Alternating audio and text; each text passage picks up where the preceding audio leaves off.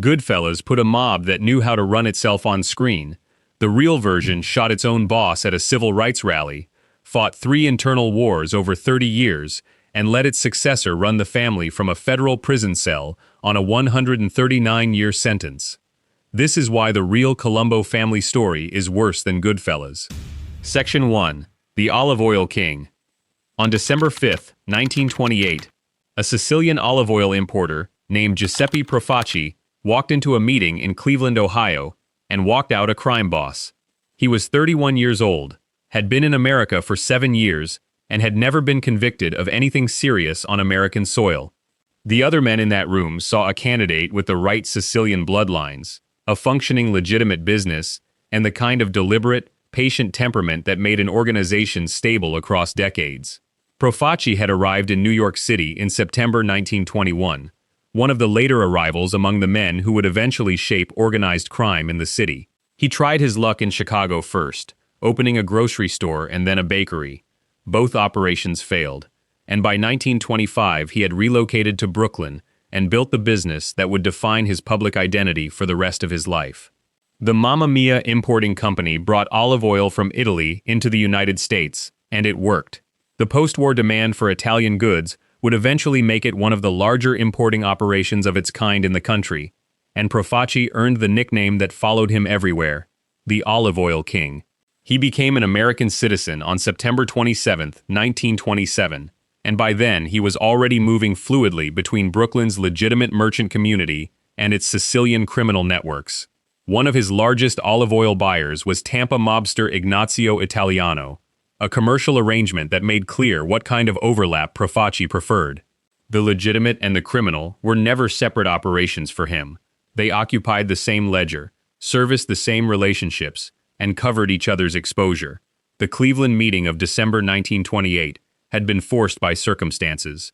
6 weeks earlier, in October 1928, Brooklyn boss Salvatore D'Aquila had been shot dead on a Manhattan street. D'Aquila had controlled the territory Profaci would now assume, and the senior figures in organized crime who gathered in Cleveland needed to fill that gap quickly and with someone who could hold the territory without immediately triggering more conflict. Profaci had not built his early reputation through years of visible violence.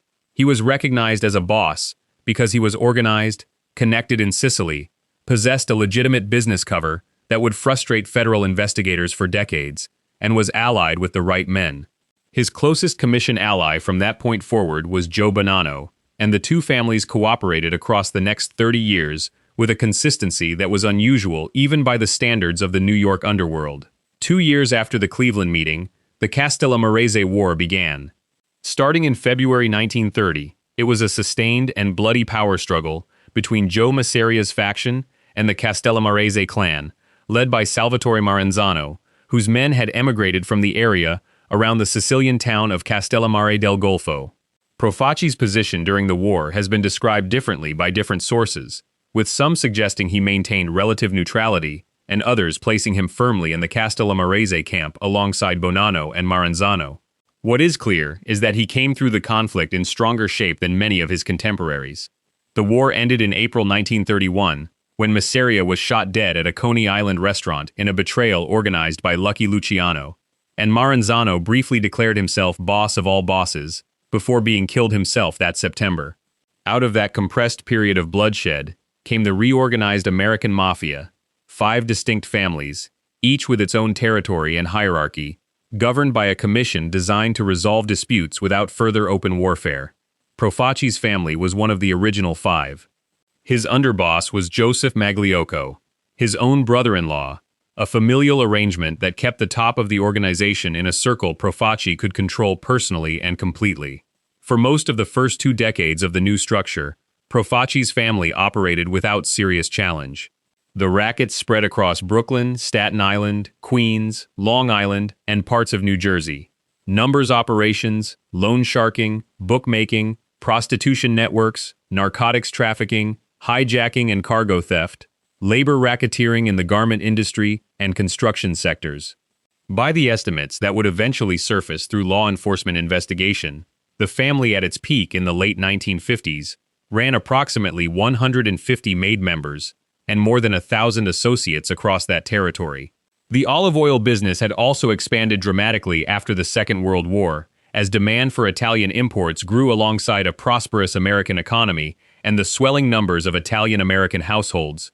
Profaci owned hotels, restaurants, garment factories, and other commercial real estate, and he used them not merely as additional income streams, but as structures through which criminal proceeds could be absorbed, circulated, and eventually made difficult to trace. His Sicilian suppliers doubled as criminal contacts. His legitimate commercial buyers overlapped with his underworld network.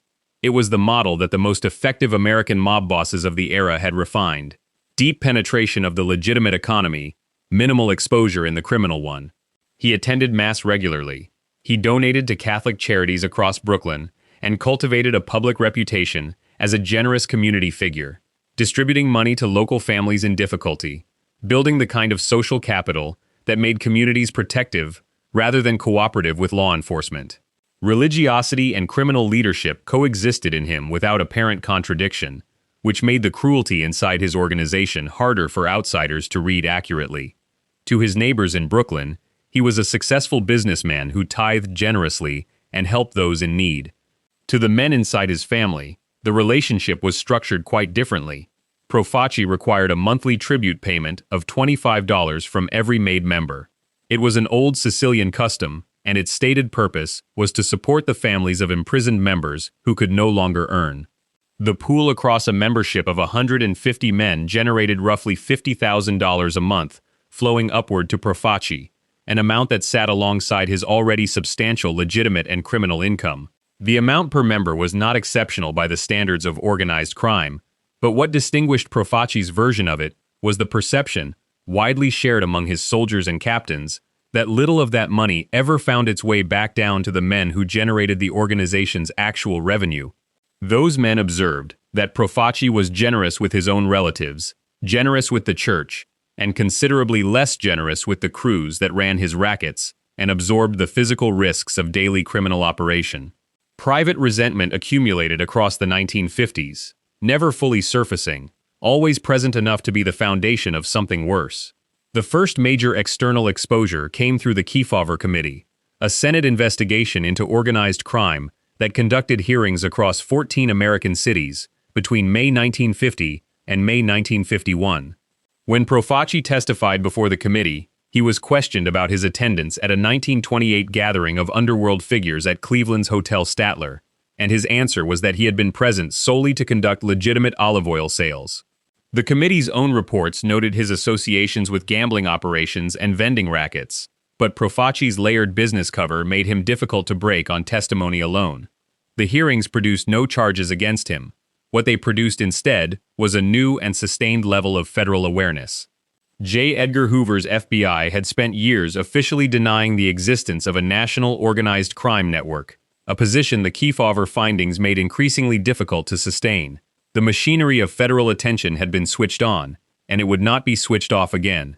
6 years later, on November 14, 1957, Profaci traveled to Appalachian, a small town in upstate New York near the Pennsylvania border, to attend what was supposed to be a private national summit of senior mob figures at the estate of Joseph Barbara.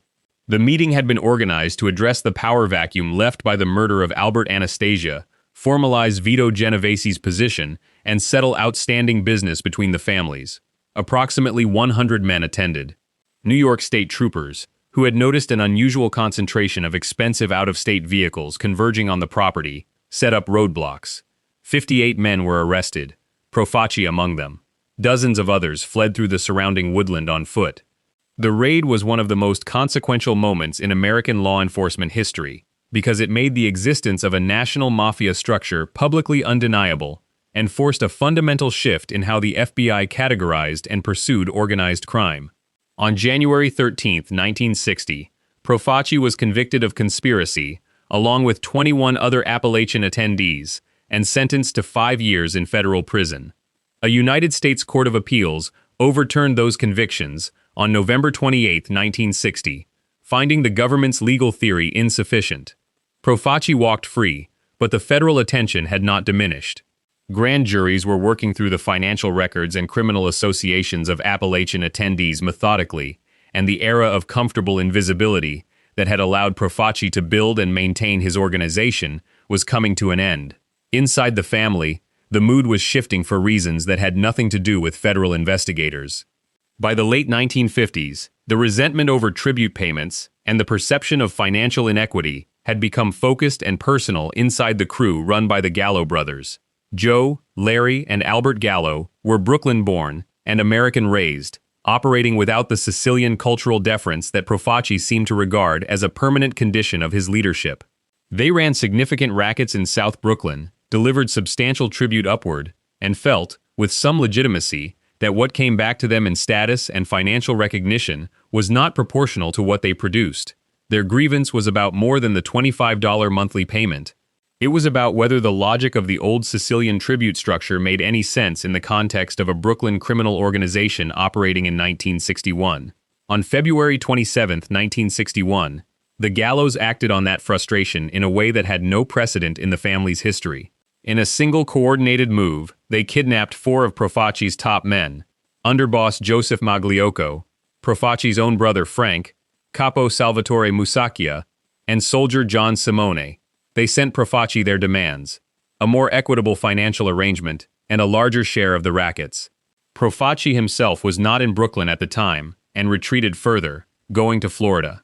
The Gallos had made a critical miscalculation. They had made their boss look powerless in front of the entire New York underworld, and Profaci's response would be organized around one priority above all others. After several weeks of negotiation, Consigliere Charles Lo Cicero reached an agreement with the Gallos, and the hostages were released. Profaci had never intended to honor it. He immediately began working to isolate and destroy the Gallo crew, starting with a move that showed how well he understood the men around him. He identified a young, violent Brooklyn-born killer inside the Gallo faction named Carmine Persico, and he bribed him to switch sides. Persico accepted and became a Profaci loyalist almost immediately. His former crew would call him the Snake from that day forward, and the name stayed with him for the rest of his life.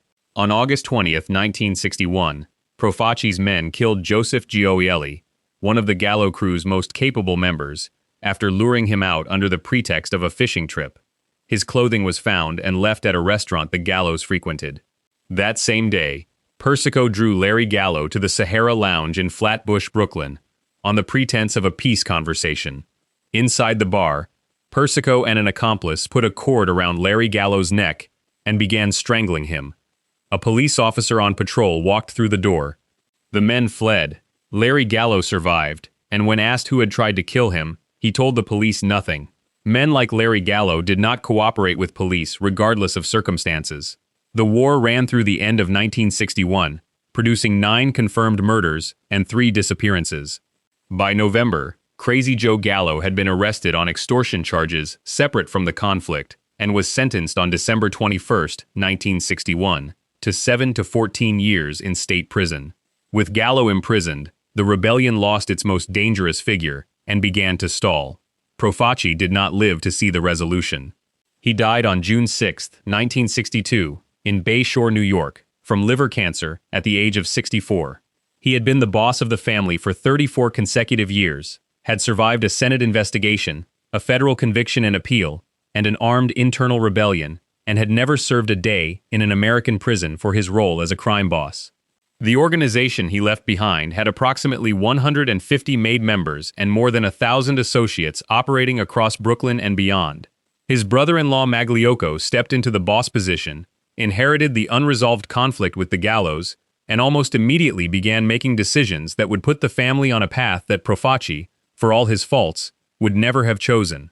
Before we move on, if you're enjoying this analysis, please consider subscribing. It helps the channel tremendously. Next up, Profaci's successor lasted less than a year, and the way he lost the family involved a murder contract, a betrayal at the highest level, and a capo who decided his boss had picked the wrong targets. Section 2. The Man Who Wanted to Be Famous. Joseph Magliocco weighed somewhere north of 300 pounds, had served as Profaci's underboss for 31 consecutive years, and took over as boss of the family in June 1962, with the Gallo rebellion still unresolved. and the commission's formal endorsement still withheld. He was 64 years old and in deteriorating health. The reign that followed would last approximately 18 months. Magliocco was Sicilian-born, a childhood emigrant who had grown up inside the Profaci organization and spent his adult life as its second-in-command. His nickname among those who knew him was Joe Malayak, derived from an old word meaning ruler, though the authority that nickname implied would prove difficult to translate into actual control. Sources described him as physically energetic and decisive in his manner, someone who projected danger and confidence despite his size, but the family he had inherited was not in a condition that rewarded confidence. The Gallo crew was still out there, diminished by Joe Gallo's imprisonment in December 1961, but not eliminated. The commission had not formally recognized Magliocco as boss, a detail that mattered considerably in the logic of the New York underworld, where legitimacy flowed from the commission's approval as much as from internal loyalty. Magliocco pushed forward anyway, trying to demonstrate strength by continuing the pressure against the Gallos, ordering hits that failed to land. The family continued to function, the rackets continued to operate, but the instability at the top was visible to anyone paying close attention. What came next was the decision that ended Magliocco's tenure entirely and reshaped the entire structure of the family for the following decade. The architect of that decision was Joseph Bonanno, the boss of the Bonanno family, who had been Profaci's closest commission ally for 30 years. The two families had formalized that alliance generationally, with Bonanno's son eventually marrying into Profaci's circle, the kind of blood connection that was supposed to make the relationship permanent. Profaci's death had removed the one figure who had balanced Bonanno's ambitions against the collective authority of the other New York bosses, and without Profaci as counterweight, Bonanno was becoming increasingly exposed as a destabilizing presence on the commission.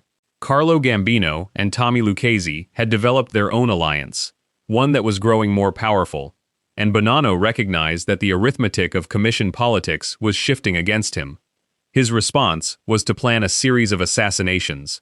The targets were Gambino, Lucchese, Stefano Magaddino of Buffalo, and Frank DeSimone of Los Angeles. Bonanno's goal was to eliminate the men who opposed him and install friendly replacements, reconstructing the commission in a shape he could dominate. He brought Magliocco into the plan, and Magliocco agreed readily. His own position on the commission was weak, his formal recognition as boss still uncertain, and an alliance with Bonanno that produced the removal of Gambino and Lucchese would have transformed his standing overnight. Magliocco was assigned responsibility for the New York killings, and he gave the contract to one of his most capable and trusted men, a capo named Joseph Colombo. Colombo was 39 years old in 1963, the son of a Profaci family member named Anthony Colombo, who had been found strangled in a car alongside his mistress in 1938, when Joseph was still a teenager. He had attended New Utrecht High School in Brooklyn for 2 years before leaving, served briefly in the United States Coast Guard during the Second World War, and was discharged in 1945 after being diagnosed with neurosis. He had returned to Brooklyn, married Lucille Fiello in 1944, and built the kind of surface life that was entirely unremarkable. Longshoreman on the docks, salesman for a meat company, eventually a real estate broker by his own description. Underneath that surface, he had followed his father into the Profaci family, becoming one of its trusted enforcers in the late 1950s and working his way up to capo. His criminal record at the point when Magliocco handed him the Gambino Lucchese contract consisted of 2 small infractions, each resulting in a $1 fine. He had been careful, he was capable, and he was about to make the single most consequential decision of his criminal life. Colombo accepted the contract from Magliocco, weighed his options, and went directly to the intended targets. He told Gambino and Lucchese that their boss and his ally had ordered their murders. Gambino and Lucchese took that information to the commission. The commission summoned both Magliocco and Bonanno to appear and account for themselves. Bonanno understood what a commission summons in those circumstances meant and fled to Canada rather than show up. Magliocco appeared, already in deteriorating health, and confessed to his role in the scheme. The commission spared his life, citing his physical condition as a factor, fined him $50,000, and forced him to retire immediately as boss. He died of a heart attack on December 28, 1963, a few months after his removal. Some accounts have suggested that Bonanno, believing Magliocco's confession was itself a betrayal, suspected his old ally had been poisoned, though Magliocco's health had been precarious long before the commission meeting. As his reward for exposing the conspiracy, Colombo was given the family. He became its boss around 1963 and 1964, recognized by Gambino and the commission, and took control of an organization that still bore Profaci's name officially. The family's renaming would follow shortly, a consequence of what Colombo did next that made him impossible to ignore. Records show Colombo was the first American-born boss of any of the New York Five families, a distinction that reflected something real about how differently he operated from the Sicilian-born men who had preceded him. Profaci had constructed an empire on invisibility and legitimate cover. Colombo was about to try the opposite. He moved to stabilize the family first. The Gallo crew, with its leader in prison, was reduced in capacity, and Colombo managed the underlying tensions without reigniting the First War. He organized leadership, managed the rackets, and by the late 1960s, had a functioning operation across Brooklyn and beyond. His criminal record during his time as boss included a single 30-day imprisonment in 1966 for contempt of court after refusing to answer questions from a grand jury about his finances. He was running one of New York's 5 crime families with a public profile so thin that most people on his own street in Bay Ridge, Brooklyn, where he owned a modest home, had no reason to think of him as anything other than a real estate broker with 5 children and a quiet life. Then came April 30th, 1970, and everything changed. On that date, Colombo's son Joseph Jr. was arrested by federal agents on charges related to melting down coins for their silver content, quarters and dimes and nickels converted into ingots more valuable than their face value. The elder Colombo read the arrest as a deliberate pressure tactic aimed at him personally through his son, a way of squeezing him without having enough evidence to bring charges directly. Whatever the intent, his response was immediate and entirely unlike anything a New York mob boss had done before. The night of the arrest, Colombo organized roughly 30 men to picket the FBI's offices on 3rd Avenue and 69th Street in Manhattan, marching outside with signs, protesting what he described as the persecution of Italian Americans by federal law enforcement.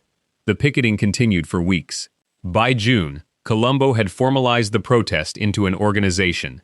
The Italian American Civil Rights League was announced as a civil rights body dedicated to combating discrimination against Italian Americans and challenging what Colombo described as the systematic stereotyping of his community by law enforcement and media. He compared it openly to the Anti-Defamation League and spoke in interviews about the injustice of an entire ethnic group being defined by its criminal elements. He gave television interviews. He addressed rallies. He consistently denied being a member of the Mafia, describing himself as a businessman and a community advocate. Law enforcement officials watched in disbelief. On June 29, 1970, the League held its first Unity Day rally at Columbus Circle in Manhattan. 50,000 people attended. Local politicians appeared at the event, unwilling to be seen ignoring a constituency that size. Within months, the League had approximately 40,000 dues-paying members spread across several states, a volunteer infrastructure, and a growing list of public victories. The Justice Department, under pressure, issued an order to the FBI and other federal agencies to stop using the words Mafia and Cosa Nostra in their official reports and communications. The producers of the film The Godfather, still in production, agreed to remove the word Mafia from the script at the League's request. The television drama The FBI followed. In November 1970, Frank Sinatra performed a benefit concert for the League at Madison Square Garden. New York Magazine placed Colombo on its list of the city's 10 most powerful men.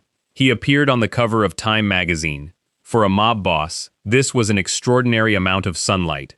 The other New York bosses watched all of this with mounting alarm. Carlo Gambino, in particular, had built his authority on the principle of invisibility, conducting his affairs through layers of intermediary and enforcing a discipline of silence that kept law enforcement from gaining clear sightlines into his operations. Gambino had been one of the men Colombo saved by exposing the Magliocco conspiracy, and it was Gambino's support that had placed Colombo in the boss position in the first place. That made what Colombo was doing not just a personal choice, but a specific problem for Gambino, because the League's rallies and media campaigns and political interventions were generating exactly the kind of sustained national attention that the entire structure of New York organized crime depended on avoiding. Wiretapped conversations captured New Jersey boss Sam DeCavalcante asking his underboss where a man like Colombo belonged on the commission, a rhetorical question that conveyed contempt more than curiosity. The briefcase incident in December 1970 accelerated the tension considerably. On December 16th, federal agents arrested a Colombo family soldier named Rocco Miraglia, and when they searched the briefcase he was carrying, they found a list of names and dollar amounts. Among the names was Carlo Gambino. Colombo had been circulating what appeared to be a roster of contributors to the League's benefit events, and the list functioned simultaneously as a who's who of organized crime leadership. Gambino's name on a document that was now in federal hands was precisely the kind of exposure that Gambino had spent decades engineering his life to prevent. Colombo appeared before a grand jury about the list and, breaking from the typical mob practice of invoking the Fifth Amendment, answered questions instead, apparently confident his civil rights positioning protected him from the standard logic of grand jury exposure. It did not endear him to the commission. Crazy Joe Gallo had been released from prison in 1971 after serving nearly a decade. He returned to Brooklyn changed by the experience, having spent years in a racially integrated prison population and developed alliances and perspectives that sat awkwardly alongside the world he had left. Colombo, perhaps hoping to forestall a renewal of the old Gallo conflict, invited him to a peace meeting and offered him $1,000 as a gesture of goodwill. Gallo refused both the meeting and the money. The refusal was read as a declaration, and the Second Colombo War began to coil into position in the background, while the League continued its rallies, and Colombo continued to give interviews, and the Commission's patience with his visibility wore progressively thinner. The Second Unity Day rally was scheduled for June 28, 1971, at Columbus Circle in Manhattan. An estimated 15,000 people were expected. Colombo had reportedly been planning to announce his intention to step down from his role at the League that day, a move that might have addressed some of the Commission's concerns about his profile.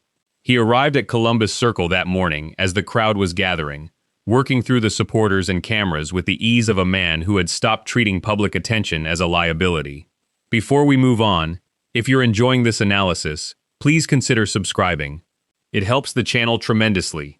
Next up, Joe Colombo walked into Columbus Circle on June 28, 1971, with 50,000 supporters, a civil rights organization, and no idea what was waiting for him. Section 3. Columbus Circle. The morning of June 28, 1971, was clear and warm in Manhattan, and by the time the crowd had assembled at Columbus Circle, the atmosphere carried the same energy that had made the League's first rally a year earlier feel like a genuine demonstration of popular force. There were vendors selling food, entertainers performing in front of the stage, Italian flags moving through the crowd, and green, white, and red banners strung across the open space near the park. Across the street, a film called The Hellstorm Chronicle was showing at the Paramount Theater, a documentary about insects and the collapse of civilization. The detail appears in accounts of the day with the quality of something a novelist would invent and a reporter simply noticed. Joe Colombo arrived at Columbus Circle that morning to work the crowd before taking the stage to address it. He moved through people with the ease of someone accustomed to public spaces. A man who had spent the previous year attending rallies, giving television interviews, and conducting himself in a way that no other mob boss in American history had attempted. He was 48 years old. His son Anthony Colombo, according to accounts that emerged later, had planned to announce his father's intention to step down from his leadership role at the League that very day, possibly a gesture toward the Commission's growing frustration with Colombo's visibility. It was not announced. It did not get that far. Jerome Johnson was 24 years old, born on July 16, 1946, in New Brunswick, New Jersey. He had a professional-looking video camera in his hands and a Unity Day press pass around his neck when he moved through the crowd toward Colombo. The press pass was the critical detail. Johnson had obtained legitimate credentials through a connection with someone who had sponsored a League event, giving him the appearance of a credentialed member of the press covering the rally. Nobody stopped him. At some point, witnesses in the crowd noticed a young woman approach Colombo, greet him warmly, and ask him to pose for a photograph. Colombo smiled and obliged. The man with the camera was with her. In the seconds that followed, Johnson set aside the video camera and produced a gun. He fired 3 shots into Colombo at close range, hitting him in the head and neck. The crowd did not immediately understand what had happened. Then Johnson was on the ground, shot by a gunman who moved through the chaos, and was gone. The person who killed Jerome Johnson has never been identified. Despite the presence of thousands of people and substantial police presence at a major public event, whoever fired the shots that killed Johnson walked away and was never found, never charged, never publicly named. Johnson was dead on arrival at the hospital. Paramedics reached Colombo and resuscitated him on the way to Roosevelt Hospital, a few blocks from Columbus Circle. Surgeons operated for more than 5 hours, removing bullets from his midbrain and from his neck. Doctors assessed his chances of survival at less than 50%. By the following morning, the initial reports were cautious, but marginally better than expected. Colombo could breathe on his own. He could move his left arm. Those were the limits of the recovery. He never regained consciousness in any meaningful sense, never spoke another word, never demonstrated the kind of awareness that indicated the man Boisame behind the name was still present. The surgery kept his body alive. The person was effectively gone from the moment the shots were fired. Investigators moved quickly to establish who Johnson was and what had connected him to the shooting. What they found was a portrait of considerable strangeness. Police publicly described Johnson as a gun enthusiast and a person with admiration for Adolf Hitler, a combination of details that generated immediate speculation about his possible motives outside of organized crime. He used his mother's home at 88 Throop Street in New Brunswick as a mailing address, though he stayed regularly in a Greenwich Village hotel. When officers searched an address connected to him, they found cartridges that fit the type of automatic pistol used in the shooting, along with a monkey that Johnson had apparently brought back from a trip to Cambridge, Massachusetts. Johnson had presented himself in New Brunswick before the shooting as a film producer, organizing events and attempting to recruit people into movie projects. A film director who encountered him described Johnson as slick, friendly, well-dressed, and a convincing talker who hired people without asking to see their work. The deeper investigation of Johnson's background turned up connections to a figure who had hired him initially as a cameraman and had involvement in illegal enterprises of a different kind, though those connections never produced a clear evidentiary chain linking Johnson to any specific organization that ordered the Colombo shooting. What detectives could not do was establish a direct line between Johnson and the organized crime figures they suspected of ordering the killing. The city's top investigator on organized crime, Chief of Detectives Albert Seidman, believed the Gambino family had arranged it. Carlo Gambino had been growing increasingly frustrated with Colombo's public profile for over a year, had watched his own name appear on a document seized by federal agents from a Colombo soldier's briefcase, and had reason to want the problem solved quietly. Seidman brought both Gambino and Gallo in for questioning.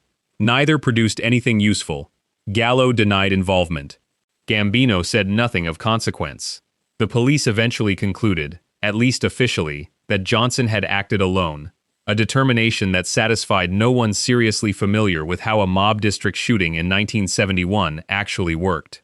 The prevailing theory among organized crime investigators and researchers has remained that Crazy Joe Gallo arranged the shooting.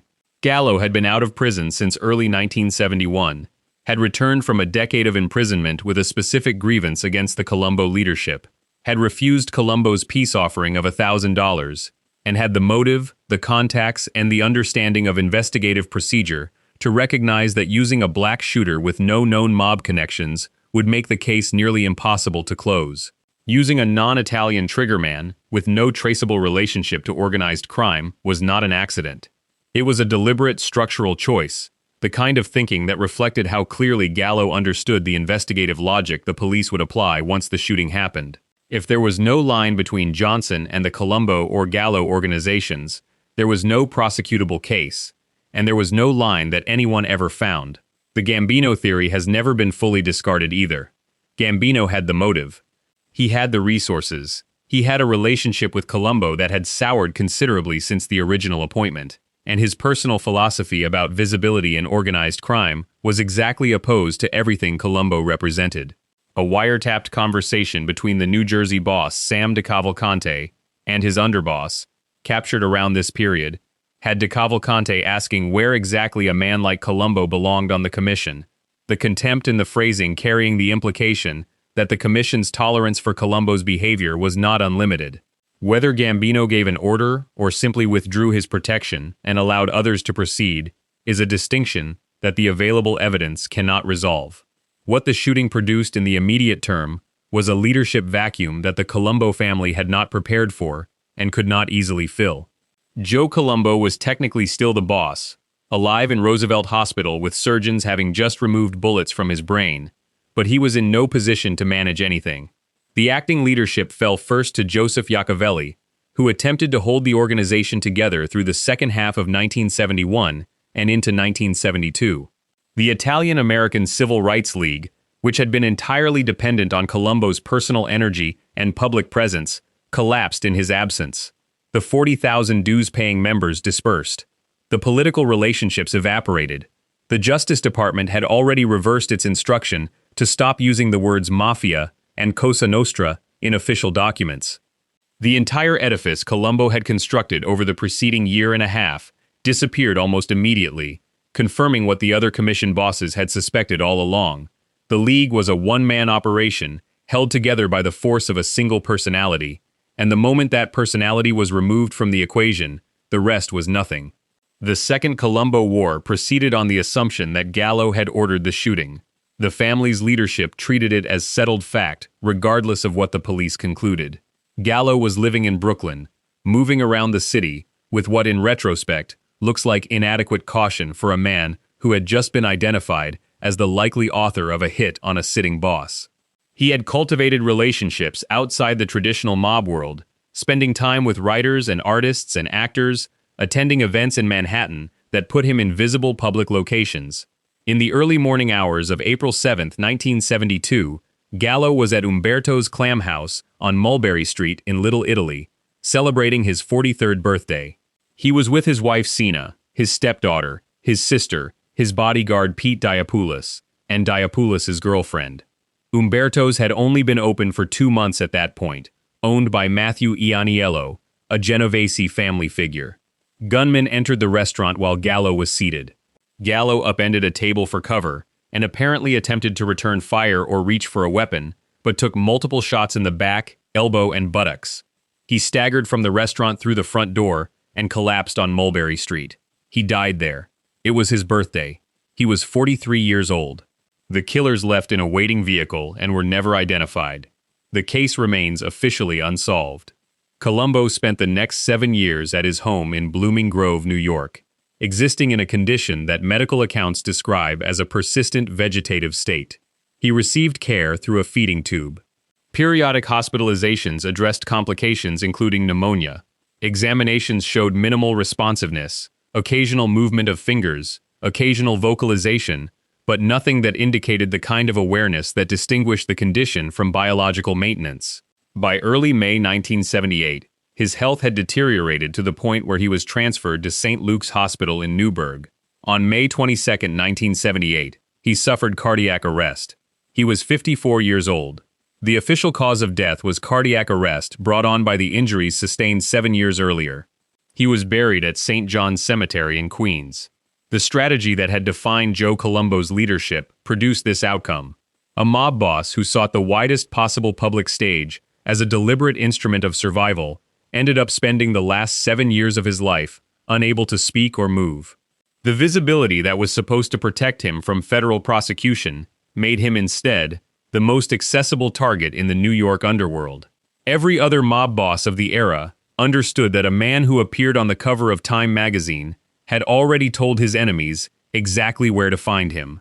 The shooter who killed Jerome Johnson that morning at Columbus Circle understood it too, because whoever pulled that trigger simply walked away into the crowd and was never seen again.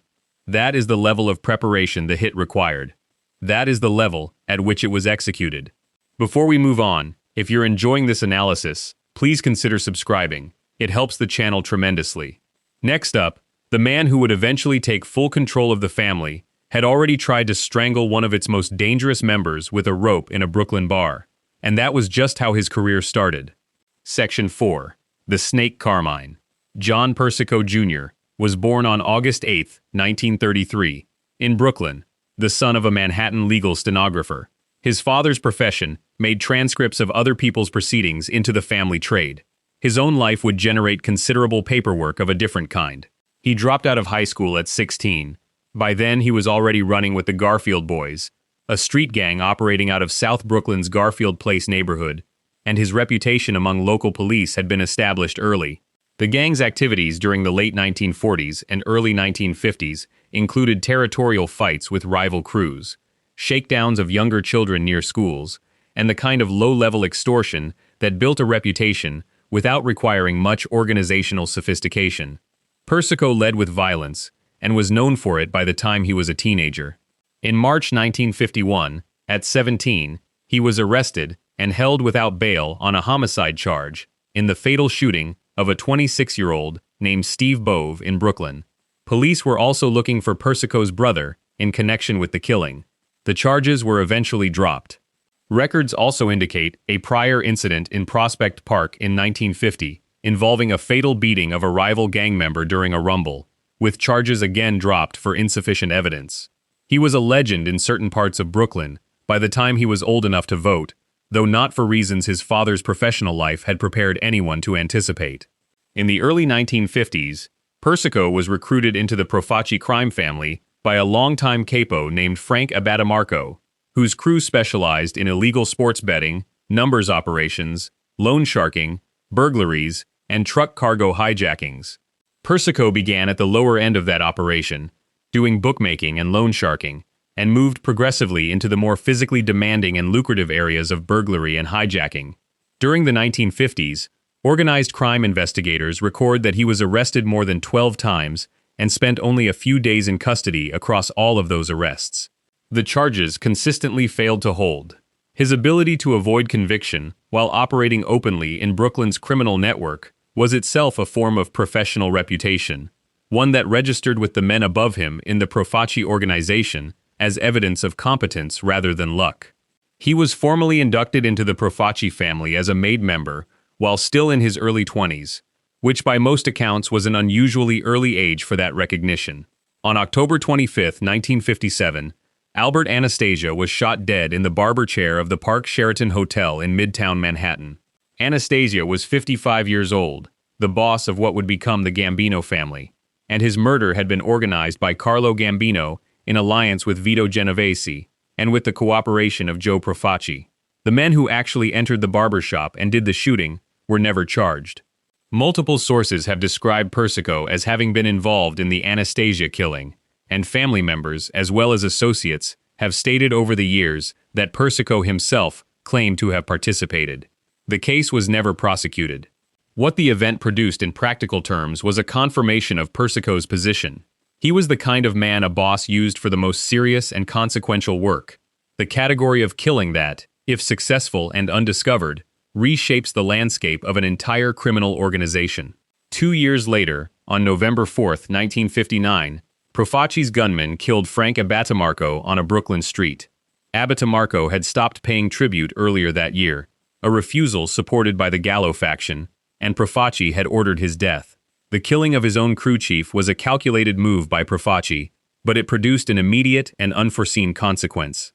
Persico and the Gallos had expected that Abbatemarco's rackets, which they had operated and built, would be transferred to them as the natural inheritors of the revenue. Profaci instead indicated that the enterprises would go to an older figure outside their circle. That decision, on top of the existing grievances about tribute and financial distribution, was the specific provocation that pushed Persico and the Gallo brothers toward the rebellion that became the First Colombo War. The alliance between Persico and the Gallos during that period was short and functional. Persico was among the men who helped organize the February 1961 kidnapping of Profaci's top men, including underboss Magliocco and capo Joe Colombo. He was in the room during the negotiations. He was part of the faction demanding a better share of the family's earnings. And then Profaci made him an offer that he accepted, without apparent hesitation. The money and the promise of greater power were enough. Persico switched sides and became a Profaci loyalist almost immediately, which is how he ended up at the Sahara Lounge in the Flatbush neighborhood of Brooklyn on August 20, 1961, with a cord in his hands and Larry Gallo on the other end of it. When the police officer walked through the door and Persico fled the scene, Larry Gallo was alive, and the Gallo brothers had a name for the man who had just tried to kill their brother, the Snake. Persico reportedly despised the nickname throughout his life, which is one of those facts that sits with particular precision alongside everything else the record shows about him. Profaci was dead by June 1962, and the reorganization that followed eventually produced Joe Colombo as boss, with Persico's loyalty rewarded. Colombo named Persico a capo. The criminal work continued: labor racketeering, extortion, loan sharking, hijacking, and murder for hire. By the late 1960s, Persico's crew was operating as the most profitable single unit in the Colombo family. Federal investigators noticed it, which was when the legal difficulties that would define his operational life began in earnest. The hijacking case originated with the theft of $50,000 worth of linen from a truck in 1959. Federal prosecutors pursued it through 5 separate trials spanning a decade, producing 2 mistrials and 2 convictions that were subsequently overturned on appeal. At the 5th trial, in 1969, Persico was convicted, and the conviction held. He was simultaneously facing a separate state indictment in Manhattan, accusing him of leading a multi-million-dollar loan sharking operation. That trial was closed to the press and public by the presiding judge, who ruled that published accounts of Persico's mob connections could prejudice proceedings. Persico was acquitted on the loan sharking charges. The hijacking conviction, however, was solid, and in 1973, he was sentenced to 8 years and went back to prison. What happened next established the pattern that would define the following 4.5 decades. Persico arranged the family's leadership structure before he went in, designating his brother Alphonse as acting boss, supported by loyalists Dominic Montemarano and Joseph Tomasello. He was formally recognized as the Colombo family's boss in 1973, the recognition arriving as he was walking toward a federal prison cell. Of the next 46 years during which he held that title, he would spend all but approximately 4 of them behind bars. The organization continued to function. The rackets produced income. The hierarchy maintained itself. The commission recognized him as the family's boss regardless of his address. Persico had understood something about the nature of mob authority that many of his contemporaries had not fully absorbed. That presence on the street was useful, but not strictly necessary. That loyalty could be maintained through fear and money, and the careful placement of trusted men in the positions that mattered. And that a boss who was in prison was still a boss, provided the men outside remained aligned with his interests rather than their own. He was released from federal prison in 1979 and had a brief window on the streets that lasted less than 2 years before the next legal problem closed in. On August 11, 1981, Persico pleaded guilty to a conspiracy charge. Federal investigators had recorded him offering a bribe of $250,000 to an IRS special agent in exchange for an early release from the previous prison term. He was sentenced to 5 years. He had managed to walk free, be convicted of attempting to bribe a federal agent with $250,000, and return to prison in less than 2 years. The pattern held. Throughout this cycle of brief freedom and extended imprisonment, the Colombo family continued to generate revenue and conduct business. Persico's management from inside was not symbolic or ceremonial. Court records and testimony from subsequent prosecutions described a specific structure of communication through which his instructions reached the outside and through which information about the family's operations returned to him. Trusted lieutenants visited, carried messages, and returned with decisions. Men who needed his authorization for significant actions found ways to get it. The organization treated his authority as continuous regardless of his location, which meant that federal prosecution of Persico as a mob boss faced a structural problem. Removing him from the street did not remove him from the organization because his authority was not contingent on physical proximity. His brother Alphonse operated as acting boss during the periods Persico was imprisoned in the 1970s and into the 1980s. The dynasty Persico was building inside the family was not incidental. His son, also named Alphonse but known as Little Alley Boy, was being positioned from an early age toward a role in the organization. His brothers Theodore and Alphonse were capos. The Persico name was embedded throughout the family's structure in a way that made the organization function less like a criminal enterprise managed through merit and more like a hereditary arrangement in which one family's blood connection to the boss was itself a form of organizational infrastructure. For a man who had grown up in South Brooklyn running the Garfield Boys and trying to strangle rivals in bars, Persico had built something considerably more durable and dynastic than anyone who had watched him operate in his 20s would have predicted.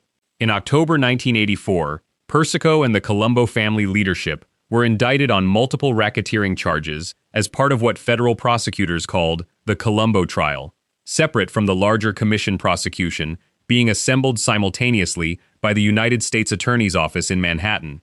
Persico was out on bail awaiting trial in 1985 when investigators located him at a house in Wanta, on Long Island.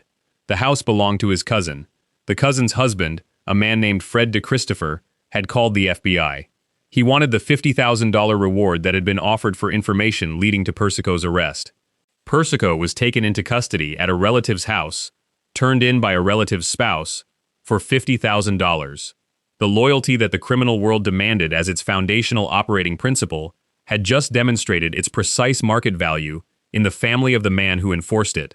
The trials that followed produced the convictions that ended any remaining question about how Persico's life would end. In 1986, a racketeering prosecution delivered a 39-year sentence. In 1987, the commission trial verdict added 100 years and a fine of $240,000. The total, 139 years. The judge overseeing the commission trial sentencing observed that Persico was one of the most intelligent people he had ever encountered, a remark offered without admiration, as he explained why what Persico had done with that intelligence constituted a particular kind of tragedy. Persico had represented himself during the trial, a performance that drew genuine professional respect from the bench, and then a life sentence from the same bench 2 months later. He was sent to the federal penitentiary at Marion, Illinois, and later transferred to a facility in Butner, North Carolina. He would spend the next 32 years in federal custody. The family he had built continued operating around him, communicating through channels that prosecutors and investigators spent the better part of the following decade trying to map and disrupt. Before we move on, if you're enjoying this analysis, please consider subscribing. It helps the channel tremendously.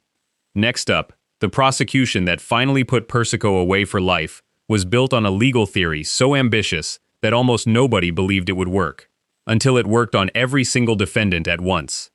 Section 5. The Case of Cases. Somewhere in the mid-1980s, a New York construction contractor who wanted to pour concrete in Manhattan on any job valued above $2 million had to pay a 10% kickback to the Mafia before a single truck moved. The system was called the Concrete Club, and it operated not as a local arrangement managed by one family, but as a commission-approved cartel in which the proceeds were distributed across the 5 families, according to rules the bosses themselves had negotiated and agreed. The club's primary collector was a Colombo family soldier named Ralph Scopo, who served simultaneously as president of the Cement and Concrete Workers District Council. FBI wiretaps captured him in 1983, demanding monthly tribute payments of $100,000 from concrete suppliers in exchange for labor peace and guaranteed contract awards. The recordings were explicit, the amounts were specific, and the conversations connected Scopo directly to Colombo underboss Gennaro Langella, who in turn connected to Persico, who in turn connected to the commission structure that had sanctioned the arrangement for the entire industry. The Concrete Club was not a crime of opportunity. It was organized crime operating exactly as it had always described itself, a government, with rules, enforcement, and revenue distribution across a defined territory. The legal instrument that made the Concrete Club prosecutable as a single enterprise, rather than a series of individual extortions, had been sitting in federal law since 1970, largely unused at the level it was designed for. The Racketeer Influenced and Corrupt Organizations Act, known universally as RICO, had been drafted by a Notre Dame law professor named G. Robert Blakey and signed into law by President Nixon as part of the Organized Crime Control Act that same year. Its central innovation was structural. Before RICO, federal prosecutors faced a problem that organized crime had been designed to produce. The men who ordered crimes were separated from the crimes themselves by layers of subordinates, and traditional criminal law required proving that a defendant had personally committed or directly conspired to commit the specific act being charged. A boss who authorized a killing through an underboss who relayed it to a capo who assigned it to a soldier was insulated at every step of that chain. RICO dissolved the insulation. Under its provisions, a person who directed or participated in an enterprise engaged in a pattern of racketeering activity could be convicted for the full scope of that enterprise's criminal conduct, including acts they had never personally performed, provided the prosecution could demonstrate their role in the organization that produced them. Each RICO count carried a maximum of 20 years in federal prison, substantial fines, and the forfeiture of all assets traceable to the enterprise. A single indictment could generate sentences that functioned as permanent imprisonment. For roughly 10 years after RICO became law, federal prosecutors were cautious about using it at the highest levels of organized crime. The legal theory was new, the courts had not established clear limits on its application, and the risk of an appellate reversal on untested grounds made ambitious prosecutions seem tactically uncertain. The first major test at the boss level came on November 21, 1980, when Genovese family boss Frank Thierry was convicted under RICO specifically as the head of a criminal enterprise. Thierry became the first mob boss in American history convicted in that capacity. He was sentenced to 10 years and died in hospital 2 months later from a long illness. The conviction held. RICO worked against sitting bosses. The door had opened. What came through it was Rudolph Giuliani. Appointed United States Attorney for the Southern District of New York in 1983, Giuliani arrived with an explicit statement of intention to use RICO not against individual families one at a time, but against the commission itself, treating all 5 New York families as a single criminal enterprise whose governing body was a prosecutable racketeering organization. The legal argument was ambitious, to the point that defense attorneys who heard it dismissed it as overreach. The FBI had been building toward it since approximately 1980, under an investigation called Operation Genus, which pooled resources from federal agents, NYPD detectives, assistant United States attorneys, and the New York State Organized Crime Task Force. What they produced over the following years was a surveillance record of extraordinary scope. The methods required physical access to the most guarded spaces in organized crime. Obtaining it demanded ingenuity of a specific kind. To plant a listening device in Paul Castellano's Staten Island mansion, an FBI agent posed as a cable television repair technician, deliberately interfered with the cable connection to create the need for a service visit, and installed the bug during the time he spent ostensibly fixing the problem. The recordings from Castellano's house captured conversations that became central to understanding how the commission actually functioned as a governing body. Tony Corallo, boss of the Lucchese family, conducted his most sensitive business in a chauffeured car, having determined that moving vehicles were harder to bug than fixed locations. The FBI purchased an identical vehicle and practiced installing a listening device in it as quickly and invisibly as possible. The Jaguar bug produced recordings of Corallo discussing commission affairs in terms that eliminated any ambiguity about what the commission was and what it did. Ralph Scopo's conversations, captured by wiretap in 1983, connected the Concrete Club directly to the commission's authorization and oversight. By the time the investigation was complete, the FBI had more than 100 recorded conversations establishing the commission's existence, its membership, its decision-making processes, and its criminal activity as an organization. On February 25, 1985, Giuliani announced the indictment of 9 New York mob leaders in what the government framed as a prosecution of the commission itself. The defendants represented the highest levels of the city's 5 families: Anthony Salerno as acting boss of the Genovese family, Anthony Corallo as boss of the Lucchese family, Carmine Persico as boss, and Gennaro Langella as underboss of the Colombo family, Philip Rastelli of the Bonanos, along with senior figures from adjacent families. Giuliani described it at a press conference as probably the worst day the American Mafia had experienced. He had stated publicly that his goal was to destroy the 5 families entirely. Time magazine, which would later cover the trial extensively, called it the case of cases, possibly the most significant assault on the infrastructure of organized crime since the Chicago leadership had been prosecuted in 1943. Between the indictment in February 1985 and the trial's commencement in September 1986, 2 of the original defendants died. Aniello Della Croce, the Gambino underboss, died of cancer on December 2, 1985. Paul Castellano, the Gambino boss named in the original indictment, was shot dead outside Sparks Steakhouse in Midtown Manhattan on December 16, 1985, in a killing ordered by John Gotti, who was positioning himself to take over the Gambino family. A third defendant, Bonanno consigliere Stefano Cannone, died of natural causes in September 1985. The commission trial proceeded with 8 defendants in a courtroom in the Southern District of New York before Judge Richard Owen. More than 100 taped conversations formed the prosecution's evidentiary foundation, supplemented by testimony about the Concrete Club, labor union infiltration, and specific murders the commission had authorized. Persico was in a position that presented his defense team with a problem no amount of legal skill could fully address. He had been running the Colombo family mostly from prison since 1973. He appeared in no FBI surveillance photographs. His voice was captured on none of the wiretapped recordings, because the FBI's physical surveillance of commission meetings and social clubs had occurred during periods when Persico was incarcerated, and therefore not present at those locations. The government's case against him rested on establishing that as the recognized boss of the Colombo family, he was a member of the commission and therefore a participant in the commission's racketeering enterprise, a legal argument that did not require his physical presence at any specific meeting because membership in the enterprise itself was the charge. His absence from the tapes that convicted everyone else was, paradoxically, a function of the very management style that had made him effective. He had kept himself off the street, and therefore off the recordings. He decided to represent himself at trial. The decision drew considerable attention. Legal observers noted both the tactical reasoning and the risk. By conducting his own defense, Persico could speak to the jury directly throughout the proceeding in a way that retained the form of argument without technically constituting testimony subject to cross-examination. He was 53 years old, had spent most of the previous 12 years in federal custody, and proceeded to conduct a defense that the presiding judge and former prosecutors would later describe with genuine professional respect despite its outcome. His summation to the jury argued that the government had failed to prove the commission's existence as a directive body, and that the evidence against him personally consisted of speculative inference from ambiguous conversations involving other people.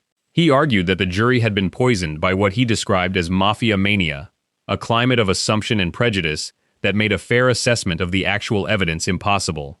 The jury deliberated and convicted all 8 defendants on all 22 counts on November 19, 1986. Sentencing came on January 13, 1987, before Judge Owen in a courtroom that was standing room only. Salerno was sentenced first. The judge told him that he had spent essentially his entire life terrorizing the community for financial advantage, and gave him 100 years. Corallo received 100 years. When Santoro's name was called and the judge prepared to proceed, Santoro told him to give him his 100 years and be done with it. The judge took the advice. 7 of the 8 defendants received 100-year sentences. Anthony Indelicato received 40 years for the murders of Carmine Galante and 2 associates. Persico, already serving the 39-year sentence from the separate Colombo trial prosecution, received 100 additional years, producing the total of 139 years that would become the most cited number in his biography. Judge Owen told the assembled courtroom that he was not merely sentencing the men before him, but sending a message to anyone out there who might be thinking about taking over the reins of organized crime. He recommended that none of the defendants ever be paroled. Persico responded that the case had been prejudiced from its first day by Mafia mania. He was then taken back to custody. A former federal prosecutor would later tell journalists that Persico was the most fascinating figure he had encountered in the world of organized crime, a judgment that carried exactly the weight it was intended to. What happened in the immediate aftermath of the trial's conclusion in 1986 was itself illustrative of the kind of organization Persico ran. Court records and subsequent testimony established that during or immediately following the commission trial, Persico and Gambino boss John Gotti supported a plan to assassinate Giuliani, the prosecutor who had built the case against them. The proposal was presented to the other commission members and rejected. The rejection was itself significant. The bosses who had just been handed 100-year sentences had enough residual collective authority to vote on whether to murder the United States attorney who had prosecuted them, and the outcome was a no. The commission that the trial had just proven was a real, functioning criminal governing body, demonstrated that reality one more time in the weeks following the verdict that was supposed to destroy it. Persico was transferred to the United States Penitentiary at Marion, Illinois, one of the most secure federal facilities in the country at that time. He was 53 years old, carrying a total sentence of 139 years, and formally recognized as the boss of the Colombo crime family. His son Alphonse, known as Little Alley Boy, was being positioned in the family's structure to hold authority during his father's imprisonment. His brother Theodore remained connected to the organization. The dynasty Persico had assembled inside the Colombo family was intended to remain intact, regardless of what federal courts decided. For a time, it did. Before we move on, if you're enjoying this analysis, please consider subscribing. It helps the channel tremendously. Next up, Persico went to prison on a 139-year sentence and immediately started a war anyway, one that would kill 12 people and leave the family in worse shape than any federal prosecution had managed. Section 6. The Family War. Victor Orena arrived at his home in Cedarhurst, on Long Island, on the evening of June 20th, 1991, and noticed a car parked nearby with men inside whom he recognized. He was 56 years old, had been the acting boss of the Colombo family for 3 years, and understood immediately what a familiar car with familiar faces outside his house meant. One of the men inside fired before the others were in position. Orena was already driving away. The failed hit set in motion the most destructive internal conflict the Colombo family had experienced, the third civil war in the organization's history, and the one that came closest to destroying it entirely. 12 people died. Dozens more were wounded. More than 80 members and associates were eventually indicted. And running alongside the visible violence was a separate, darker story about a Colombo family enforcer who had been secretly reporting to the FBI for 3 decades, whose handler allegedly fed him information during the war that helped him identify and kill members of the rival faction, and whose status as an informant would unravel convictions and produce one of the most troubling corruption cases in the Bureau's history. To understand how the war started, the logic of Persico's position has to be followed from inside a federal prison cell. By 1988, Persico had been convicted at the commission trial and was carrying a 139-year sentence at the federal penitentiary at Marion, Illinois. His brother Alphonse had been arrested in 1987 on racketeering charges and was no longer available as acting boss. The ruling committee Persico had assembled to manage the family in his absence was being dismantled by federal prosecution. He needed a single trusted figure to hold the organization together while he retained actual authority. He chose Orena, a capo who was a distant cousin by some accounts, and had demonstrated over years of operation that he was capable, loyal, and profitable. Persico granted him exceptional powers for an acting boss, the authority to induct new members, and to order murders on his own initiative, concessions that no other acting boss in the family's recent history had received without direct authorization for each individual decision. Persico was working from the assumption that the powers were on loan. The man he gave them to reached a different conclusion. Orena spent 3 years building his position. His operations in Long Island and New Jersey were generating substantial revenue for the family. His relationship with Gambino boss John Gotti gave him a political ally on the commission with real authority. By 1991, Persico had signaled that when his son Alphonse was released from prison, he intended to have him assume the acting boss role, replacing Orena in the position Orena had come to regard as his own. The signal was received not as information but as a threat. Orena had spent 3 years managing an organization, making decisions, building relationships, and producing income, and he was being told the arrangement was temporary by a man serving 139 years in federal custody. His view of the situation was that Persico had had his time and should now step aside in favor of the man actually running the family from the street. He went to the commission for recognition as permanent boss, backed by Gotti. The commission refused. Then he instructed his consigliere, a Brooklyn-born capo named Carmine Sessa, to poll the family's captains quietly and determine how many would support him over Persico in a direct contest for the boss position. Sessa received the instruction, did not conduct the poll, and reported the request directly to Persico in prison. The information went in one direction and came back as an order: kill Orena. Sessa was assigned to lead the hit. Before the June attempt on Orena, the Colombo leadership that remained aligned with Persico gathered at the Persico family estate in Saugerties, New York, to plan the assassination. Sessa organized the team: himself, Robert Zambardi, John Pate, and Hank Smurra. They positioned themselves near Orena's Cedarhurst home and waited. When Orena drove down the street and recognized the faces in the parked car, the premature shot gave him the fraction of a second he needed. He was gone before the men could reposition. Sessa's first attempt had failed, and the failure had revealed the plot to the man it was aimed at. Orena now knew that Persico had ordered his death. His position inside the family had shifted from acting boss to target. He reached out to other commission families for support and argued his case for recognition as legitimate boss, and once again the commission refused, with Sessa simultaneously presenting Persico's counter-argument that Orena was an upstart betraying his longtime boss. The Lucchese, Genovese, and Gambino families recognized that a war inside the Colombos would produce consequences for the entire New York underworld, and their senior figures held a series of meetings in apartments and hotel rooms around the city, attempting to broker a resolution before the shooting started in earnest. The Bonanno family, notably, was absent from those meetings. The talks delayed the outbreak for several months. They did not prevent it. On November 18, 1991, 2 carloads of Orena supporters in Brooklyn ambushed a Persico loyalist named Gregory Scarpa Sr. as he was driving through the neighborhood with his daughter and granddaughter in the car. Scarpa was 63 years old, a Colombo capo who had operated as one of the most feared enforcers in the family's history across 3 decades. He was also gravely ill. In 1986, he had undergone emergency ulcer surgery and received blood transfusions, one of which came from a crew member who had contracted HIV from a contaminated steroid needle. Scarpa had developed AIDS from the transfusion and had been deteriorating since.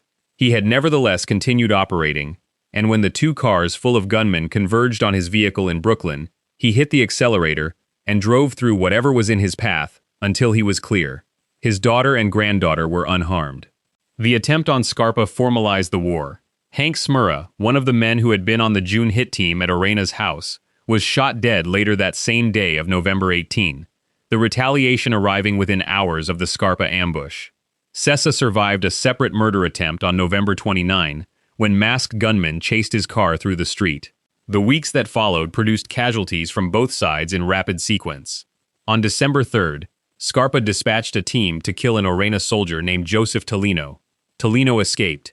His companion, a Genovese family member named Thomas Amato who happened to be present, was killed instead.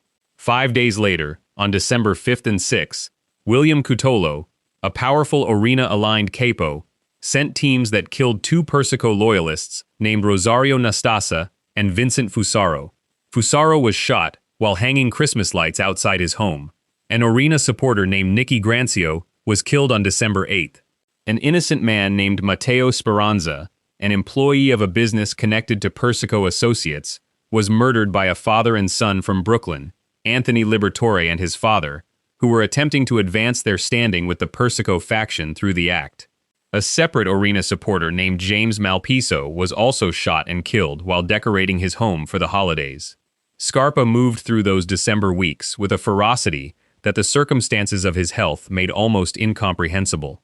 He was AIDS sick, had lost one eye in a separate shooting incident while under house arrest, and was emaciated by the disease, and he drove his car along Avenue U and through the side streets of Brooklyn looking for Orena supporters in social clubs and bars. He personally killed at least 3 people attributed to the Orena faction during the war, and sources later described him paging associates after killings with the code 666. The Grim Reaper was a nickname he had carried for years. During the Third Colombo War, the nickname described something close to literal fact, delivered by a man who understood he was dying regardless of anything the Orena faction did to him, and who had, in the logic of that understanding, nothing to lose by remaining in the fight. Scarpa was also, and had been for over 30 years, a confidential informant for the FBI. His relationship with the Bureau had begun in the early 1960s and had produced intelligence across multiple investigations, including material used in the commission trial prosecution. His handler from 1980 until 1992 was a supervisory special agent named Lindley DeVecchio, who met with him alone, in violation of standard FBI protocol requiring 2 agents at all informant contacts, regularly for over a decade. DeVecchio had attended dinners at Scarpa's house, and by some accounts received gifts from him. The arrangement, as it was later described in court proceedings, had reversed the intended direction of the informant relationship. Rather than an agent controlling an informant, evidence emerged that DeVecchio had on multiple occasions provided Scarpa with information about his rivals, including locations and identifying details of Orena faction members, that Scarpa then used to find and kill them. DeVecchio was described in subsequent legal proceedings as possibly the first FBI agent accused of helping a mobster commit crimes and helping to cover them up. In January 1992, he was allegedly suspected of having revealed Victor Orena's hiding location to Scarpa. He was also believed to have conveyed the address of an Orena faction member named Salvatore Michiota. The Bureau conducted a 2-year internal investigation and ultimately declined to bring charges against DeVecchio. He retired from the FBI in 1996. In March 2006, a New York State grand jury indicted him on charges of complicity in 4 murders. The indictment collapsed in 2007 when the prosecution's key witness was discredited. The legal aftermath of the war was significant and continued for years. On December 22, 1992, Victor Orena was convicted of racketeering and the 1989 murder of a man named Osera, among other charges. He received 3 life sentences, plus 85 years. The war effectively ended with his conviction. Persico remained the recognized boss of the Colombo family, having directed the conflict from his federal prison cell at Marion, Illinois, through communications with Sessa and other loyalists. In April 1993, Carmine Sessa and other Colombo members were arrested by federal agents while attending what had been planned as a private meeting outside St. Patrick's Cathedral in Manhattan. Sessa, facing the accumulated weight of what the government could prove he had done, made a decision that would devastate the faction he had served. He agreed to cooperate with the government as a witness. He admitted to personally committing 4 murders during his time in the family. His testimony, combined with that of other members who also cooperated, fueled prosecutions that resulted in more than 80 indictments across both war factions. The DeVecchio and Scarpa situation produced a secondary legal earthquake that ran through the mid-1990s and into the following decade. When Scarpa's status as a long-term FBI informant was revealed in 1995 during a racketeering and murder trial of Orena faction members, defense attorneys argued that DeVecchio's unauthorized disclosures had provided the means by which their clients were identified and killed, and that the government's evidence in their cases was therefore tainted. 19 soldiers from the Orena faction had their convictions reversed or their charges thrown out after courts found that DeVecchio's conduct had cast sufficient doubt on the integrity of the evidence against them. Scarpa himself pleaded guilty to 3 murders in May 1993 and was sentenced to life in federal prison in December of that year. He was blind in one eye, his weight had collapsed, and the AIDS virus that had entered his blood from a transfusion at his emergency ulcer surgery in 1986 was advancing without check. The sentence was later reduced to 10 years on the basis of his health. He died in the Federal Medical Center in Rochester, Minnesota, from AIDS-related complications on June 4, 1994. He was 65 years old. The FBI's payments to him over the decades of their relationship had totaled approximately $158,000, a figure that emerged through the same proceedings that revealed what had been done with some of the information flowing in the other direction. The Third Colombo War left the family in a condition that distinguished it, by the mid-1990s, as the weakest of the 5 families in New York. 2 factions had spent 2 years killing each other across the streets, driveways, and social clubs of Brooklyn and Long Island, generating investigations, indictments, and cooperation agreements that stripped the organization of experienced leadership at every level. Persico was in federal prison on a 139-year sentence. His son Alphonse had his own legal problems. The capos who had survived the war were either in custody, cooperating with the government, or managing what remained of operations with a drastically reduced workforce. The war had been about who would control the Colombo family. The answer, in practical terms, was that the federal government controlled it now. Before we move on, if you're enjoying this analysis, please consider subscribing. It helps the channel tremendously. Next up, the war produced men who broke the code, and the damage they did talking was considerably worse than anything the bullets had managed. Section 7. The Code That Broke. Shortly after his arrest on April 8, 1993, outside St. Patrick's Cathedral in Manhattan, Carmine Sessa had a conversation with his wife. He was the consigliere of the Colombo crime family, the highest-ranking member of the organization, to be taken into federal custody in the war's aftermath. He was facing charges under RICO that connected him to murders, extortion, and his central role in the violence of the previous 2 years. His wife told him to cooperate. He did.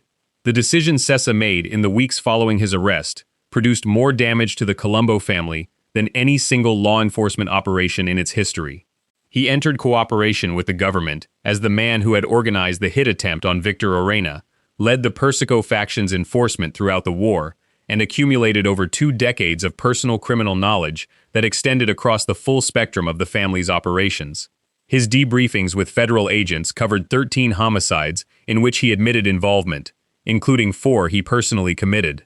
The government would use his testimony as the central spine of multiple prosecutions, and his willingness to sit on a witness stand and describe in detail what the Colombo family actually did was the clearest demonstration of something that federal prosecutors had understood, theoretically for years, but now had confirmed in practice.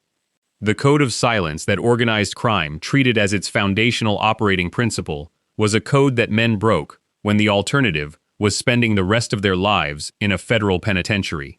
Sessa had come into the family in the 1970s, building a record in burglaries and bank robberies before working his way into the Colombo structure through violence and reliability. He had been made a soldier and then a capo, and by 1990 Carmine Persico had appointed him consigliere, the third-ranking position in the family. The murders he admitted to in cooperation with the government covered a span of years and a range of circumstances. In September 1984, he killed a 31-year-old woman named Mary Bari. Bari had been a former girlfriend of Alphonse Persico, and when Alphonse went into hiding to avoid a federal indictment, the family became concerned that she knew his location and might be questioned by investigators. Sessa lured her to his social club under the pretense of offering her a job interview. When she arrived, he shot her 3 times in the head. In May 1988, he shot a man named Anthony Bellino on a street corner in Bayside, Queens, suspecting him of stealing from drug dealers connected to the family. In November of the same year, he lured a senior Colombo capo named Vincent Angelino to a house in Kenilworth, New Jersey, and killed him there, with Angelino running upstairs when he realized what was happening and running directly into Sessa. The 4th murder he formally admitted to was committed during the war. Across his debriefings, he described involvement in 9 additional homicides beyond those 4, producing a record that federal prosecutors described as among the most detailed and comprehensive accounts of organized crime operations they had ever received from a single cooperating witness. Sessa testified against numerous family members through the mid-1990s, appearing in trials that produced conviction after conviction. The terms of his agreement with the government reflected the value he provided. He was released from custody in the summer of 1997 after serving time already accumulated, a sentence that bore almost no relationship to the 13 homicides he had described. He entered the Witness Protection Program and was relocated under a new identity. In December 1997, approximately 5 months after his release, he was arrested in his new location for domestic violence against his wife and for stealing guns from his son. The man who had broken the Code of Omerta to save himself from a life sentence was arrested for domestic violence and firearms theft within months of being freed. The postscript does not diminish the prosecutorial value of what he provided, but it does describe the kind of man the Colombo family had installed as its consigliere. Running alongside Sessa's cooperation was that of Lawrence Mazza, who had grown up inside Gregory Scarpa's orbit and emerged as one of the most significant witnesses to come out of the war from the Persico faction's operational level. Mazza had been Scarpa's protege, a soldier who worked directly under the Grim Reaper and participated in the violence of the Third War, with the proximity of a man who drove Scarpa's car and watched him operate at close range.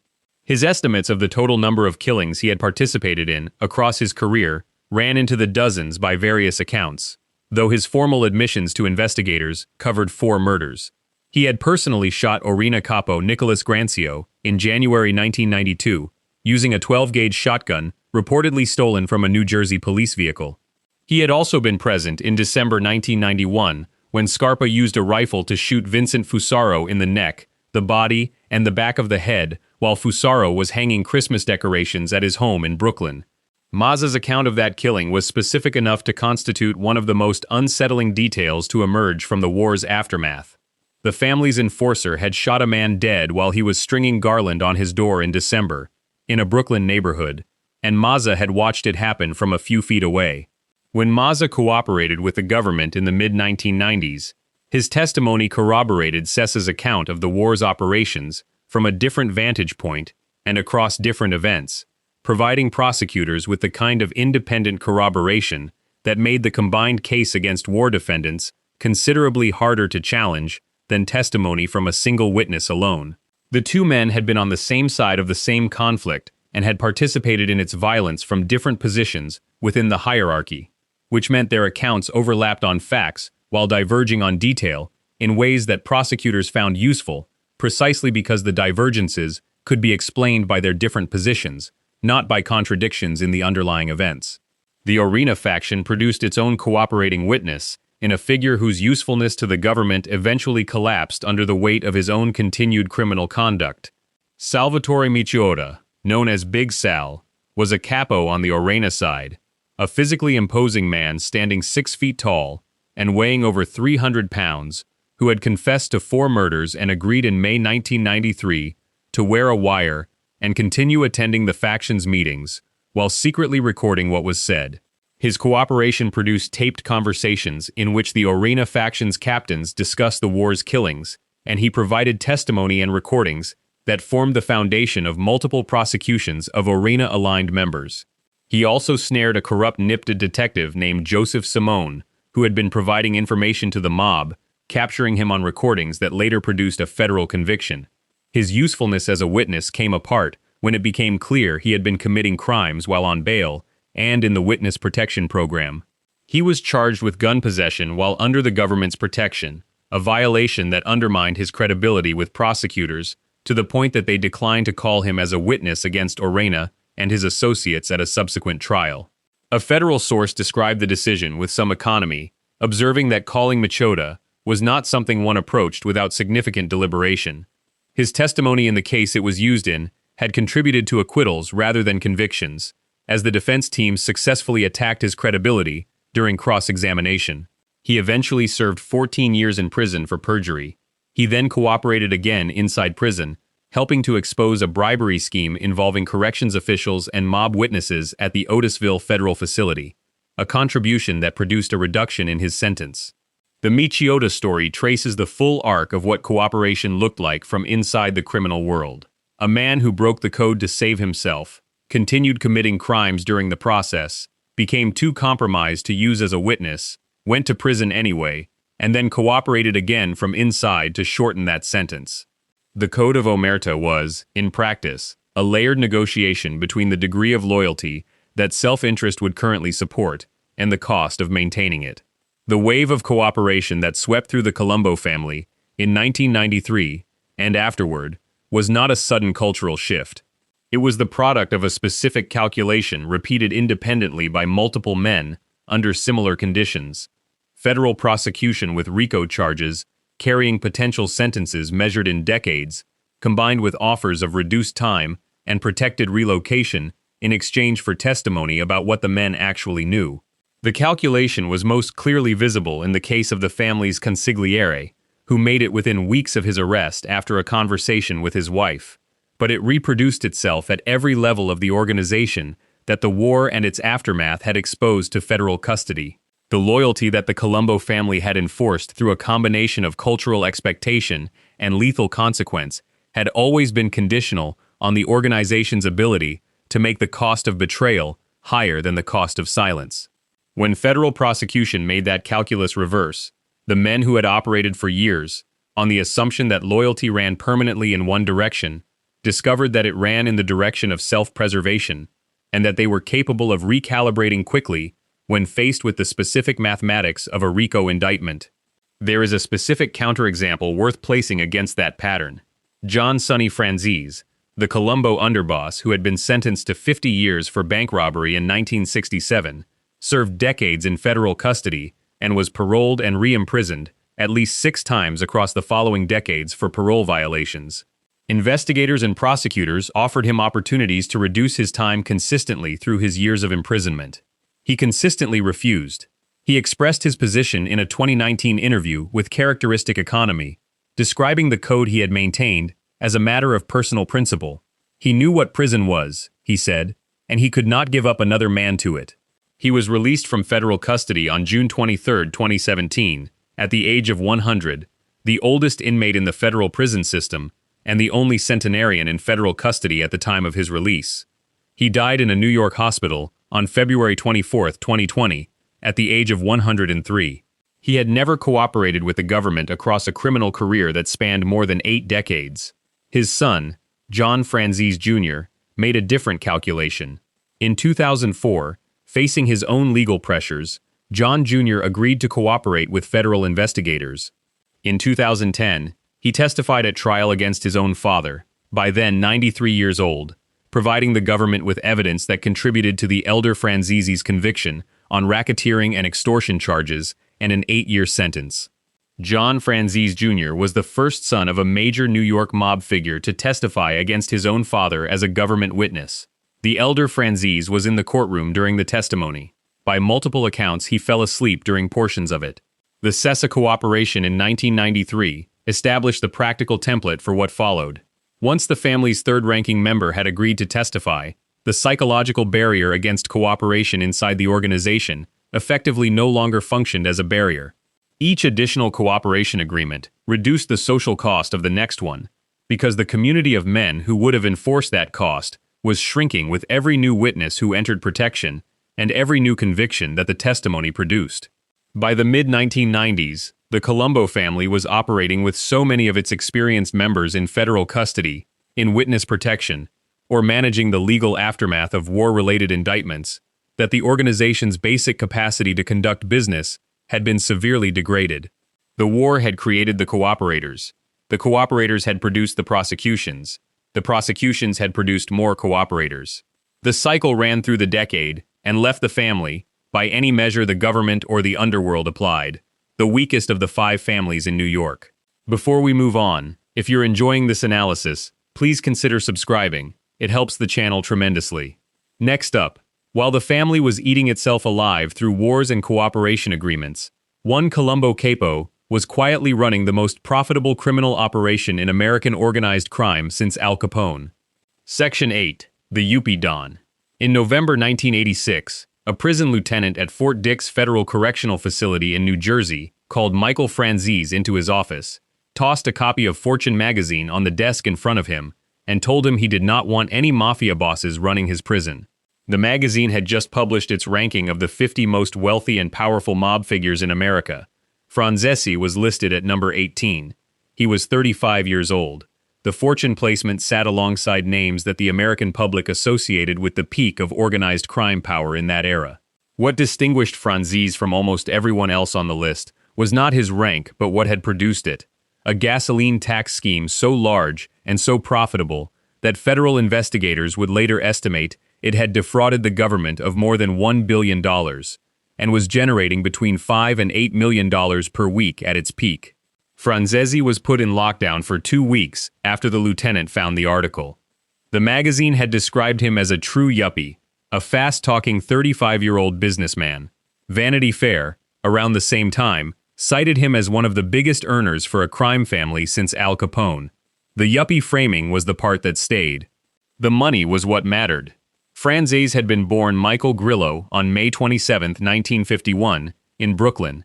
He was the son of John Sonny Franzese, the Colombo family underboss, though the family circumstances of his early life were complicated enough that Michael initially believed his biological father was a different man entirely.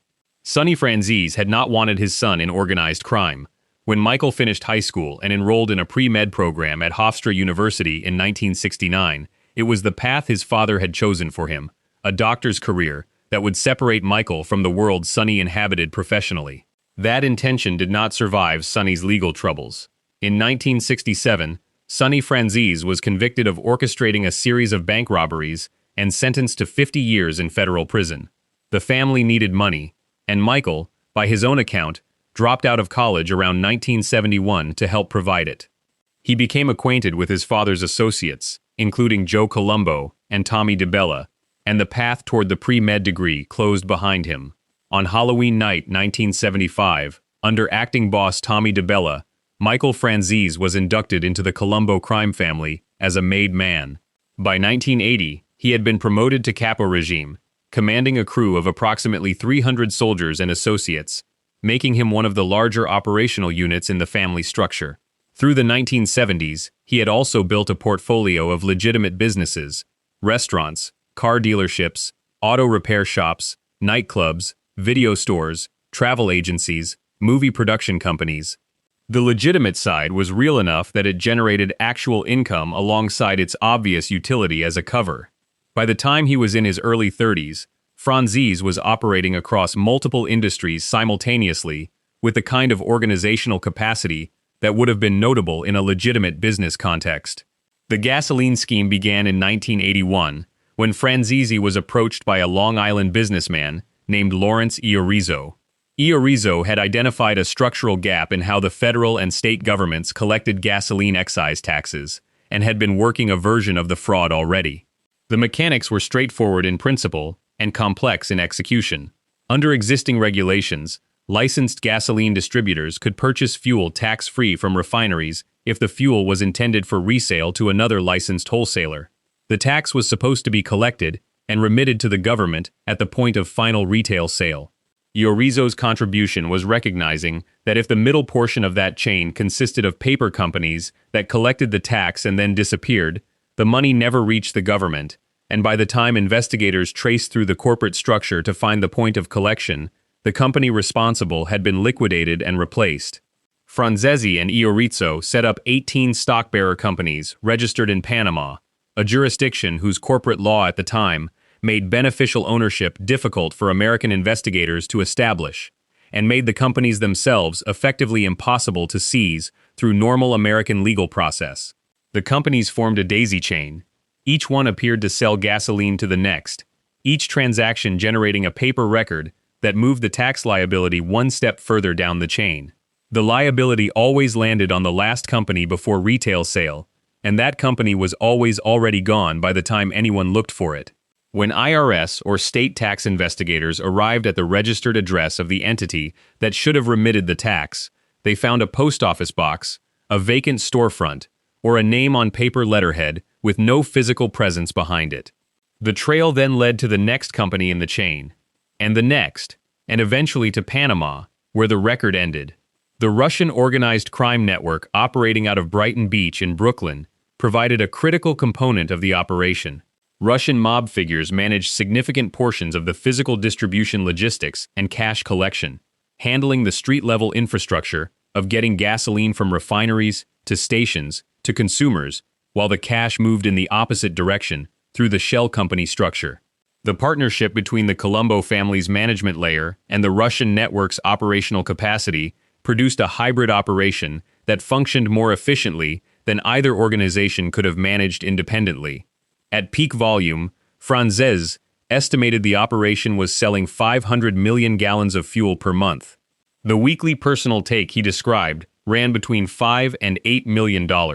He was passing approximately $2 million per week, up the chain, to the Colombo family leadership. Running alongside the gasoline operation was a separate involvement in the entertainment industry.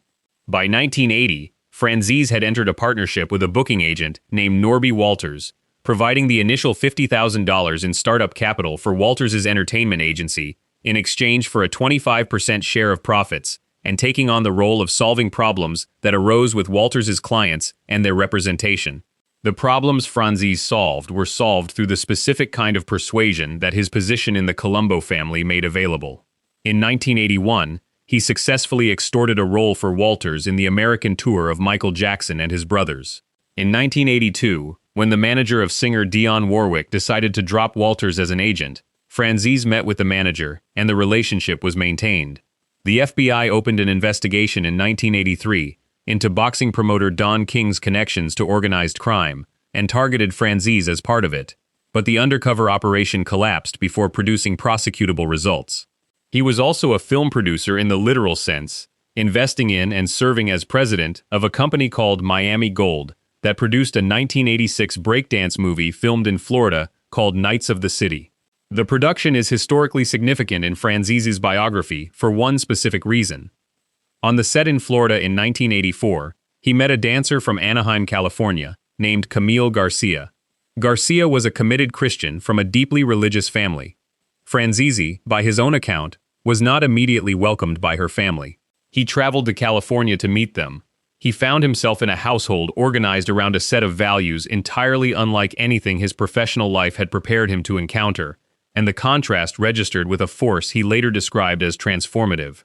He had produced more money for the Colombo family than anyone in its history, was being described in national business publications as one of the most powerful criminal figures in the country, and met a woman whose family had something he could not identify, but recognized as more substantial than what he had. He married Camille Garcia in 1985. His plan, as he later described it, was to take a plea on the racketeering charges he knew were coming, serve the prison time, pay the restitution, and move west with Camille to start a family outside the life he had been living. Iarrizo, arrested in early 1985 and facing his own exposure, had already begun testifying against Franzese in an effort to reduce his own sentence. In March 1986, Franzese pleaded guilty to counts of tax conspiracy and racketeering conspiracy. He was sentenced to 10 years in prison and ordered to pay $14,700,000 in restitution. A parallel Florida prosecution on the same underlying operation added a concurrent 9-year term and $3 million in additional restitution.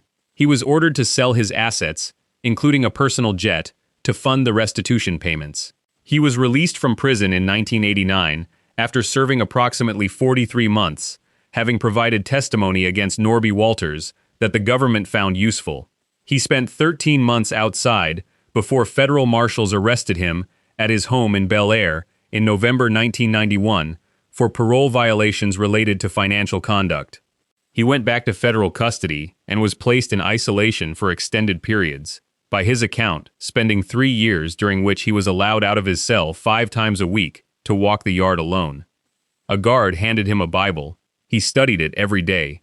By the time he walked out of prison for the final time in 1994, the decision he had begun forming years earlier was complete.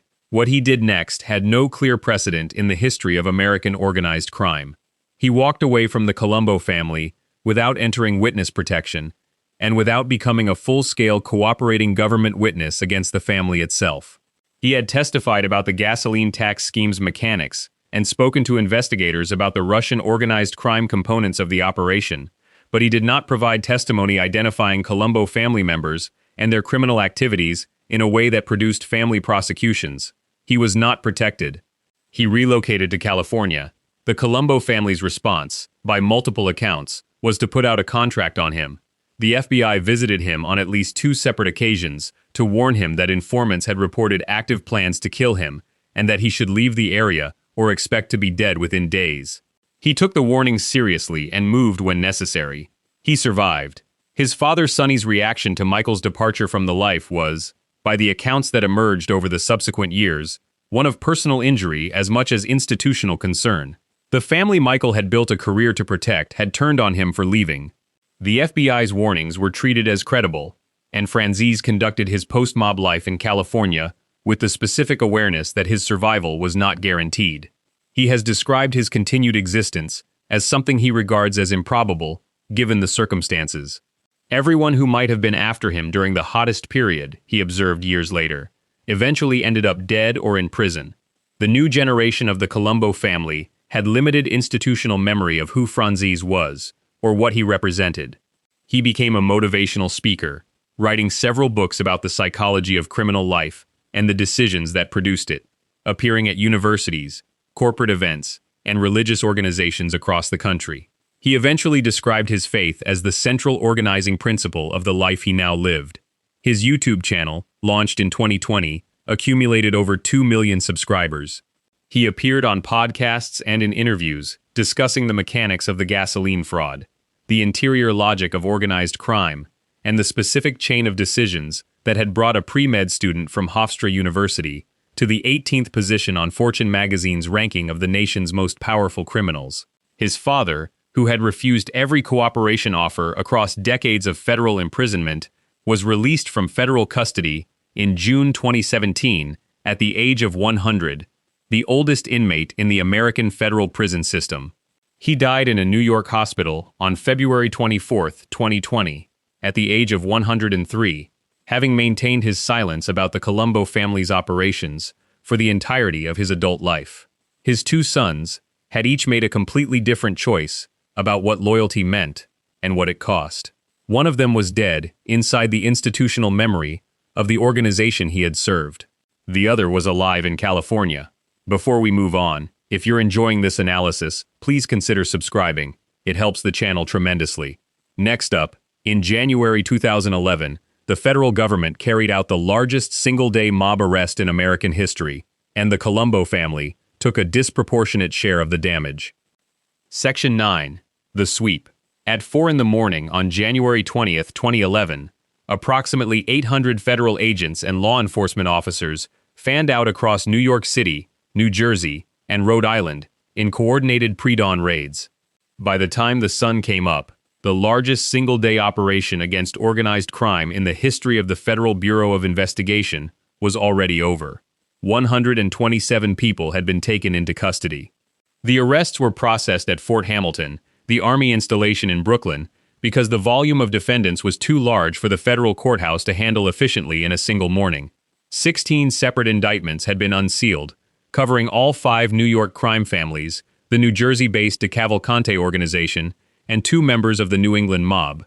Attorney General Eric Holder, speaking at a press conference in Brooklyn, called it one of the largest single-day operations against organized crime in the FBI's history, both in the number of defendants arrested and the scope of the criminal activity alleged. The indictments were stacked 4 inches thick. They cataloged murders, extortions, arson, loan sharking, narcotics trafficking, labor racketeering, and illegal gambling stretching back 3 decades. The nicknames of the accused circulated through the news coverage immediately: Bobby Glasses, Vinny Car Wash, Jack the Whack, Johnny Cash, Junior Lollipops. The Colombo family received particular attention.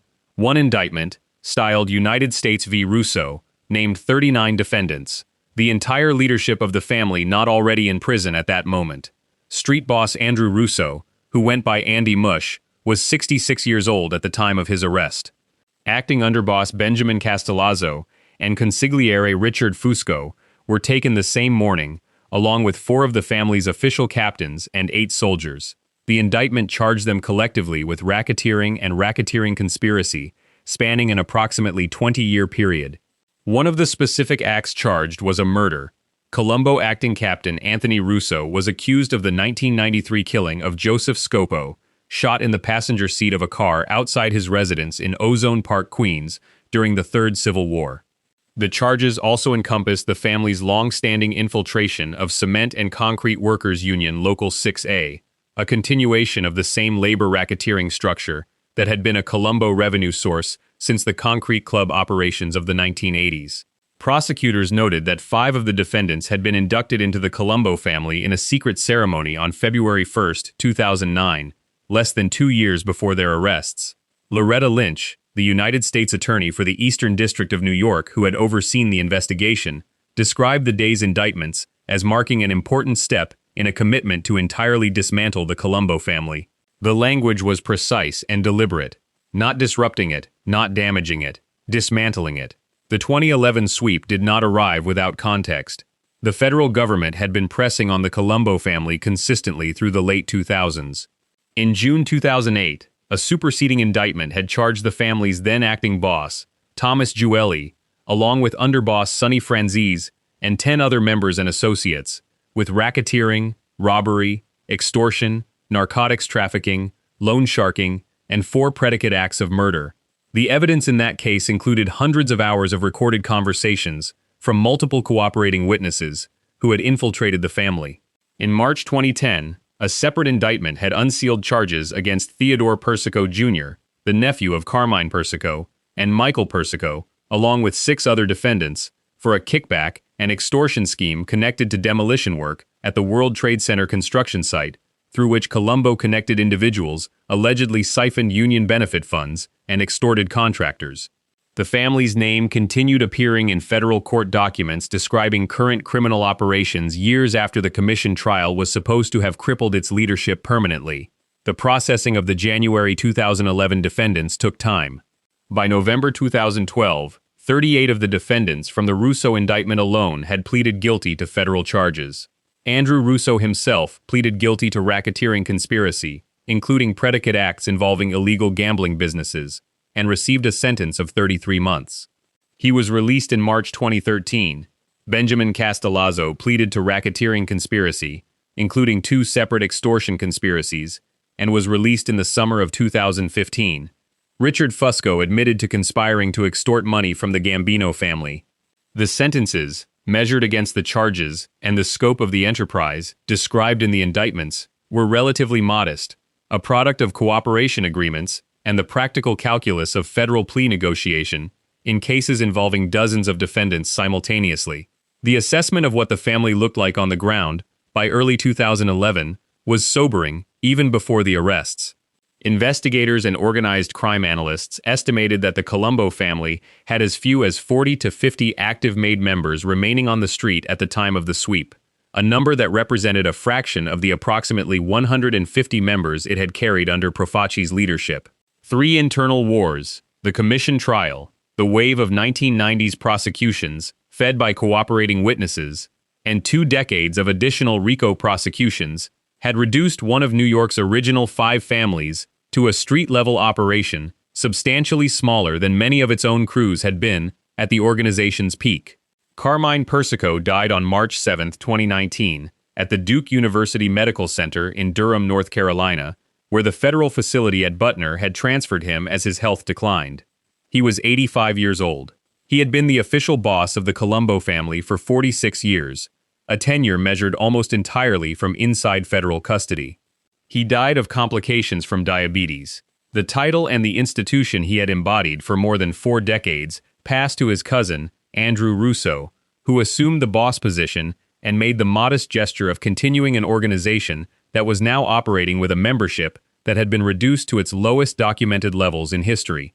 Sonny Franzese died on February 24, 2020, in a New York hospital, at the age of 103. He had spent more than 40 years in federal custody across multiple convictions and parole violations, had been the oldest federal inmate in the country at the time of his final release in 2017, and had never once provided information to the government about the Colombo family. The 2 most prominent Colombo figures of the second half of the 20th century, the boss who had run the family from a prison cell for 3 decades, and the underboss who had refused every cooperation offer for 4, died within 11 months of each other. On September 14, 2021, federal prosecutors in Brooklyn unsealed a 19-count indictment charging 14 defendants, including what the government described as the entire administration of the Colombo crime family. Andrew Russo, then 87 years old, was named as boss. Benjamin Castellazzo, back in the indictment again 6 years after his 2015 release, was named as underboss. Ralph DiMatteo was named consigliere. Captains Theodore Persico Jr., Richard Ferrara, and Vincent Ricardo, who went by Vinnie Unions, were charged alongside a soldier and multiple associates. The core allegation described a scheme extending across approximately 20 years in which the Colombo family had infiltrated and sought to control a Queens-based labor union and its affiliated healthcare benefit program, extorting a portion of a senior official's salary through direct threats of bodily harm from at least 2001, and then expanding the operation in late 2019 to force that official and others at the union to steer vendor contracts toward companies connected to the Colombo family. The scheme included loan sharking, drug trafficking, fraud in workplace safety certifications, and money laundering through third parties to disguise the payments flowing upward to the family's leadership. Vincent Ricardo and his cousin Dominic had been collecting a portion of the union official's salary through threats since approximately 2001. The healthcare fund's contracts for claims administration, pharmaceuticals, and other medical services had been targeted for redirection toward vendors associated with the Colombo family, with kickbacks moving back through intermediaries. The indictment described these as the activities of an organization still capable of sustained economic predation across a 20-year time frame, still capable of exercising coercive authority over a labor union official through the credible threat of violence, and still structured with a recognizable hierarchy of boss, underboss, consigliere, and captains. Andrew Russo died on April 18, 2022, at the age of 87, while the 2021 charges were still pending. He had pleaded guilty in the 2011 case, been released, and then been indicted again on the labor union extortion case at 87. The succession passed to Theodore Persico Jr., the nephew of Carmine Persico, and a man who had himself been prosecuted in 2010 for the World Trade Center construction site scheme. The family that Joe Profaci had built in 1928 across Brooklyn, the one that had survived the Castellamarese War, and the Gallo Rebellion, and the Commission Trial, and 3 civil wars, and the mass defections of the 1990s, was now being run by a man whose uncle had died in prison on a 139-year sentence, whose administration had just been swept up in a federal labor racketeering case targeting a Queens healthcare fund. An FBI official who had worked organized crime cases since the late 1980s told journalists covering the 2011 sweep that arresting and convicting the hierarchy of the 5 families several times over had not eradicated the problem. The mob had shown itself to be resilient and persistent. The Colombo family's resilience, by 2022, looked considerably different from what resilience had meant in 1960 or 1980. It meant an organization of roughly 40 to 50 active members, its leadership recycling through federal indictments on charges that would once have been considered too small to command the commission's attention, extorting a labor union healthcare fund. The concrete club of the 1980s had generated millions per week. The labor union scheme of 2021 had been generating a portion of a single official's salary since 2001. Before we move on, if you're enjoying this analysis, please consider subscribing. It helps the channel tremendously. Next up, the final section pulls back from the individual events and asks what the entire arc of the Colombo family actually reveals. About loyalty, about power, and about why the real story is so much colder than the version Hollywood sold. Section 10. What the real story tells. Carmine Persico received a 139-year federal sentence in 1987 and spent the next 32 years issuing orders, appointing leadership, and triggering a civil war that killed 12 people, all of it from a succession of federal prison cells. He died in custody at 85. The family he had dominated for 4 decades continued operating after his death, was indicted again within 2 years, and by 2022, was being led by his nephew on racketeering charges connected to a labor union healthcare fund. The sentence that was supposed to end the Colombo family ended Persico personally and changed almost nothing else. That gap between what the criminal justice system intended and what it produced is one of the clearest things the Colombo family's history reveals about how organized crime actually functions. The FBI's assistant director in charge of the New York division said in January 2011, after the largest single-day mob arrest in American history, that arresting and convicting the hierarchy of the 5 families several times over had not eradicated the problem. She was describing a structural reality. The Colombo family was not a collection of individuals who could be removed and replaced with nothing, and it was not an institution held together by the personalities of its bosses. It was a set of economic relationships, territorial arrangements, and profit-sharing agreements that predated its current leadership and would outlast them. Removing the bosses disrupted those relationships temporarily. It did not dissolve them. The Hollywood version of organized crime, the version that Goodfellas and The Godfather and The Sopranos collectively constructed in the American imagination, presents a criminal organization as a functioning institution with internal discipline, enforced loyalty, and a coherent power structure. The Colombo family's actual history describes something considerably messier. Profaci built it, and within 3 decades his own soldiers were kidnapping his underboss to demand better wages. The boss he hired to replace Magliocco betrayed the man who gave him the contract. The boss who came after that held civil rights rallies and gave television interviews until someone shot him in the head at his own event. The man who took over from him spent all but 4 years of his 4-decade tenure in federal custody while still managing to start a war from inside a prison. Every iteration of leadership produced a new form of institutional instability. The loyalty that organized crime treated as its foundational value was always conditional. The record shows this from the organization's first internal crisis forward. Profaci made a deal with the Gallos in 1961 to secure the release of his kidnapped lieutenants, and broke it the moment his men were free.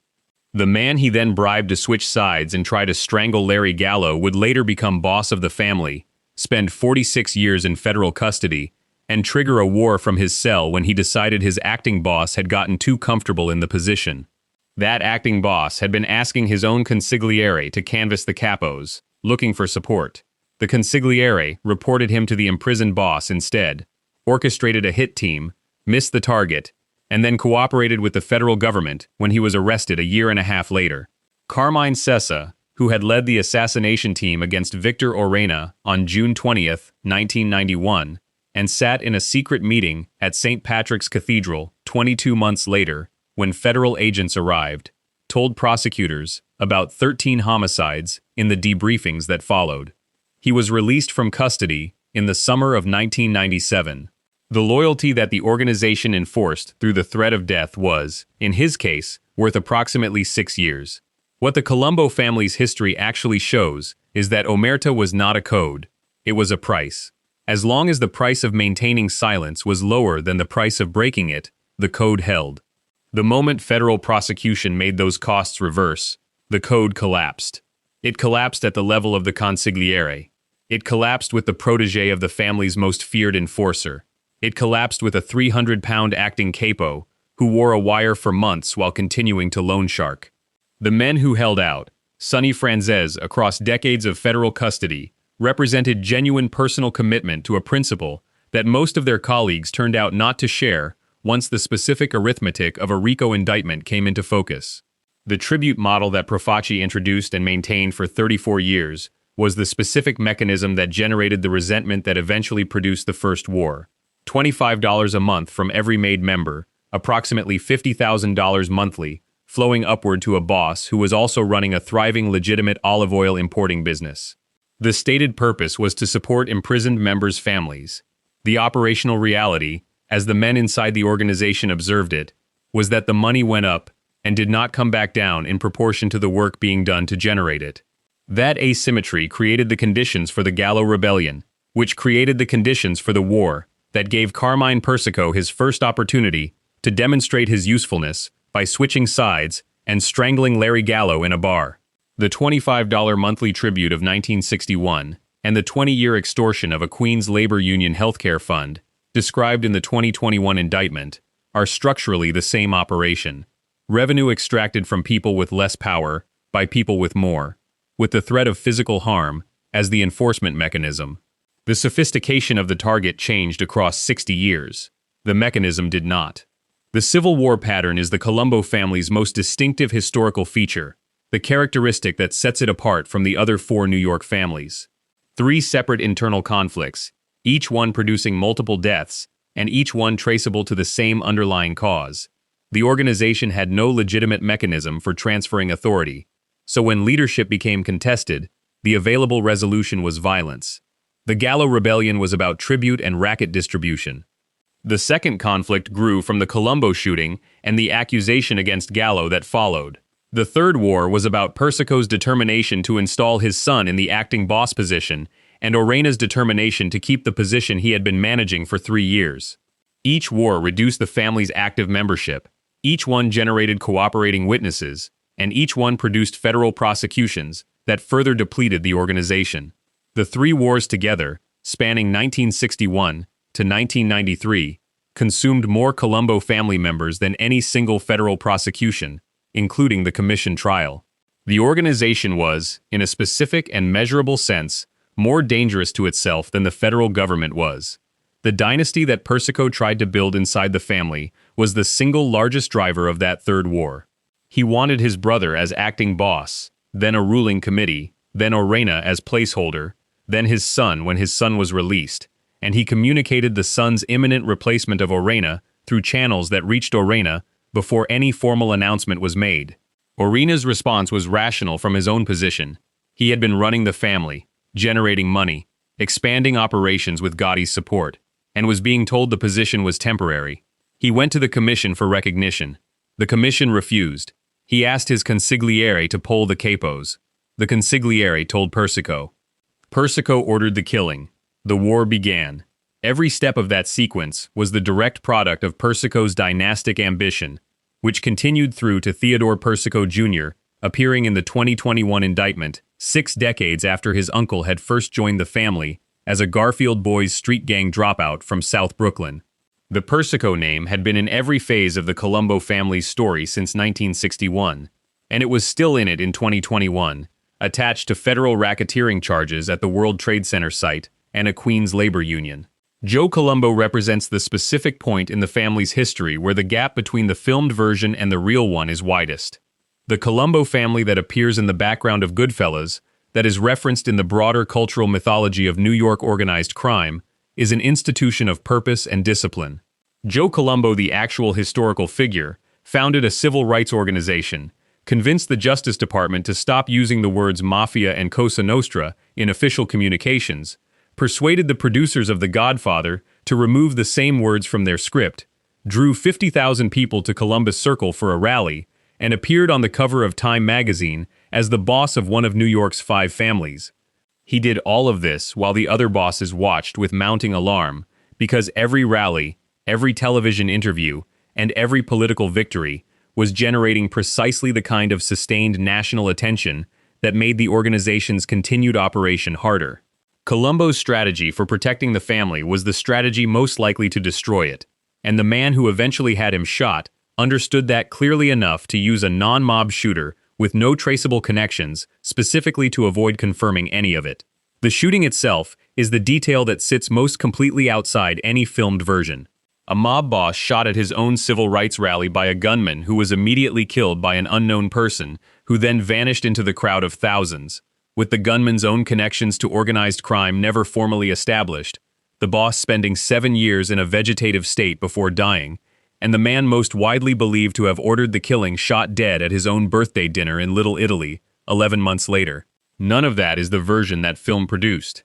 Film needed clean lines, clear motivations, and outcomes that arrived on schedule. The real event produced a mystery that was never solved, a boss who was functionally dead for 7 years before the paperwork caught up, and a war between his incapacitated organization and the man blamed for incapacitating him.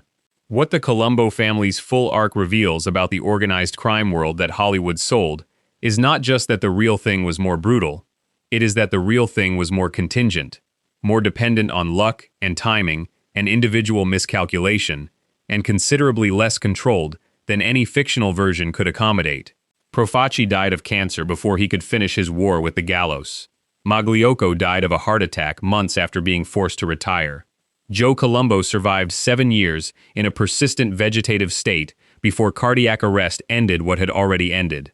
Persico spent most of 4 decades in federal custody and still managed to destabilize the organization twice from inside prison cells, once in the 1970s by placing his brother in position, and once in 1991 by announcing his son's succession. Gregory Scarpa contracted AIDS from a blood transfusion at his emergency ulcer surgery, and then drove through Brooklyn in the final years of his life, shooting people from his car window, blind in one eye, acting as both the most lethal Colombo enforcer and a paid FBI informant simultaneously. These are not the events of a controlled institution. They are the events of an organization improvising continuously under pressure, making individual decisions that produced collective outcomes nobody planned for. The family that Joe Profaci organized in December 1928 in Cleveland was recognized as the weakest of the 5 families by the time Carmine Persico died in federal custody in 2019. The organization that had once commanded 150 made members across Brooklyn, Staten Island, Queens, Long Island, and New Jersey was operating with a fraction of that across the same territory, running extortion on a labor union's healthcare benefits and loan sharking in the remaining Brooklyn neighborhoods where it retained any presence at all. Every structural choice the family had made across 90 years, the tribute model, the dynastic succession attempts, the civil wars, the decision to make the consigliere, the man tasked with killing the acting boss, had compounded in a direction that the films never captured, because the films needed the institution to function well enough to be frightening. The real Colombo family was frightening in exactly the opposite way. Not because it worked, but because of what it was willing to do even as it was coming apart. If you enjoyed this breakdown, make sure to subscribe. Thanks for watching, and I'll see you in the next one.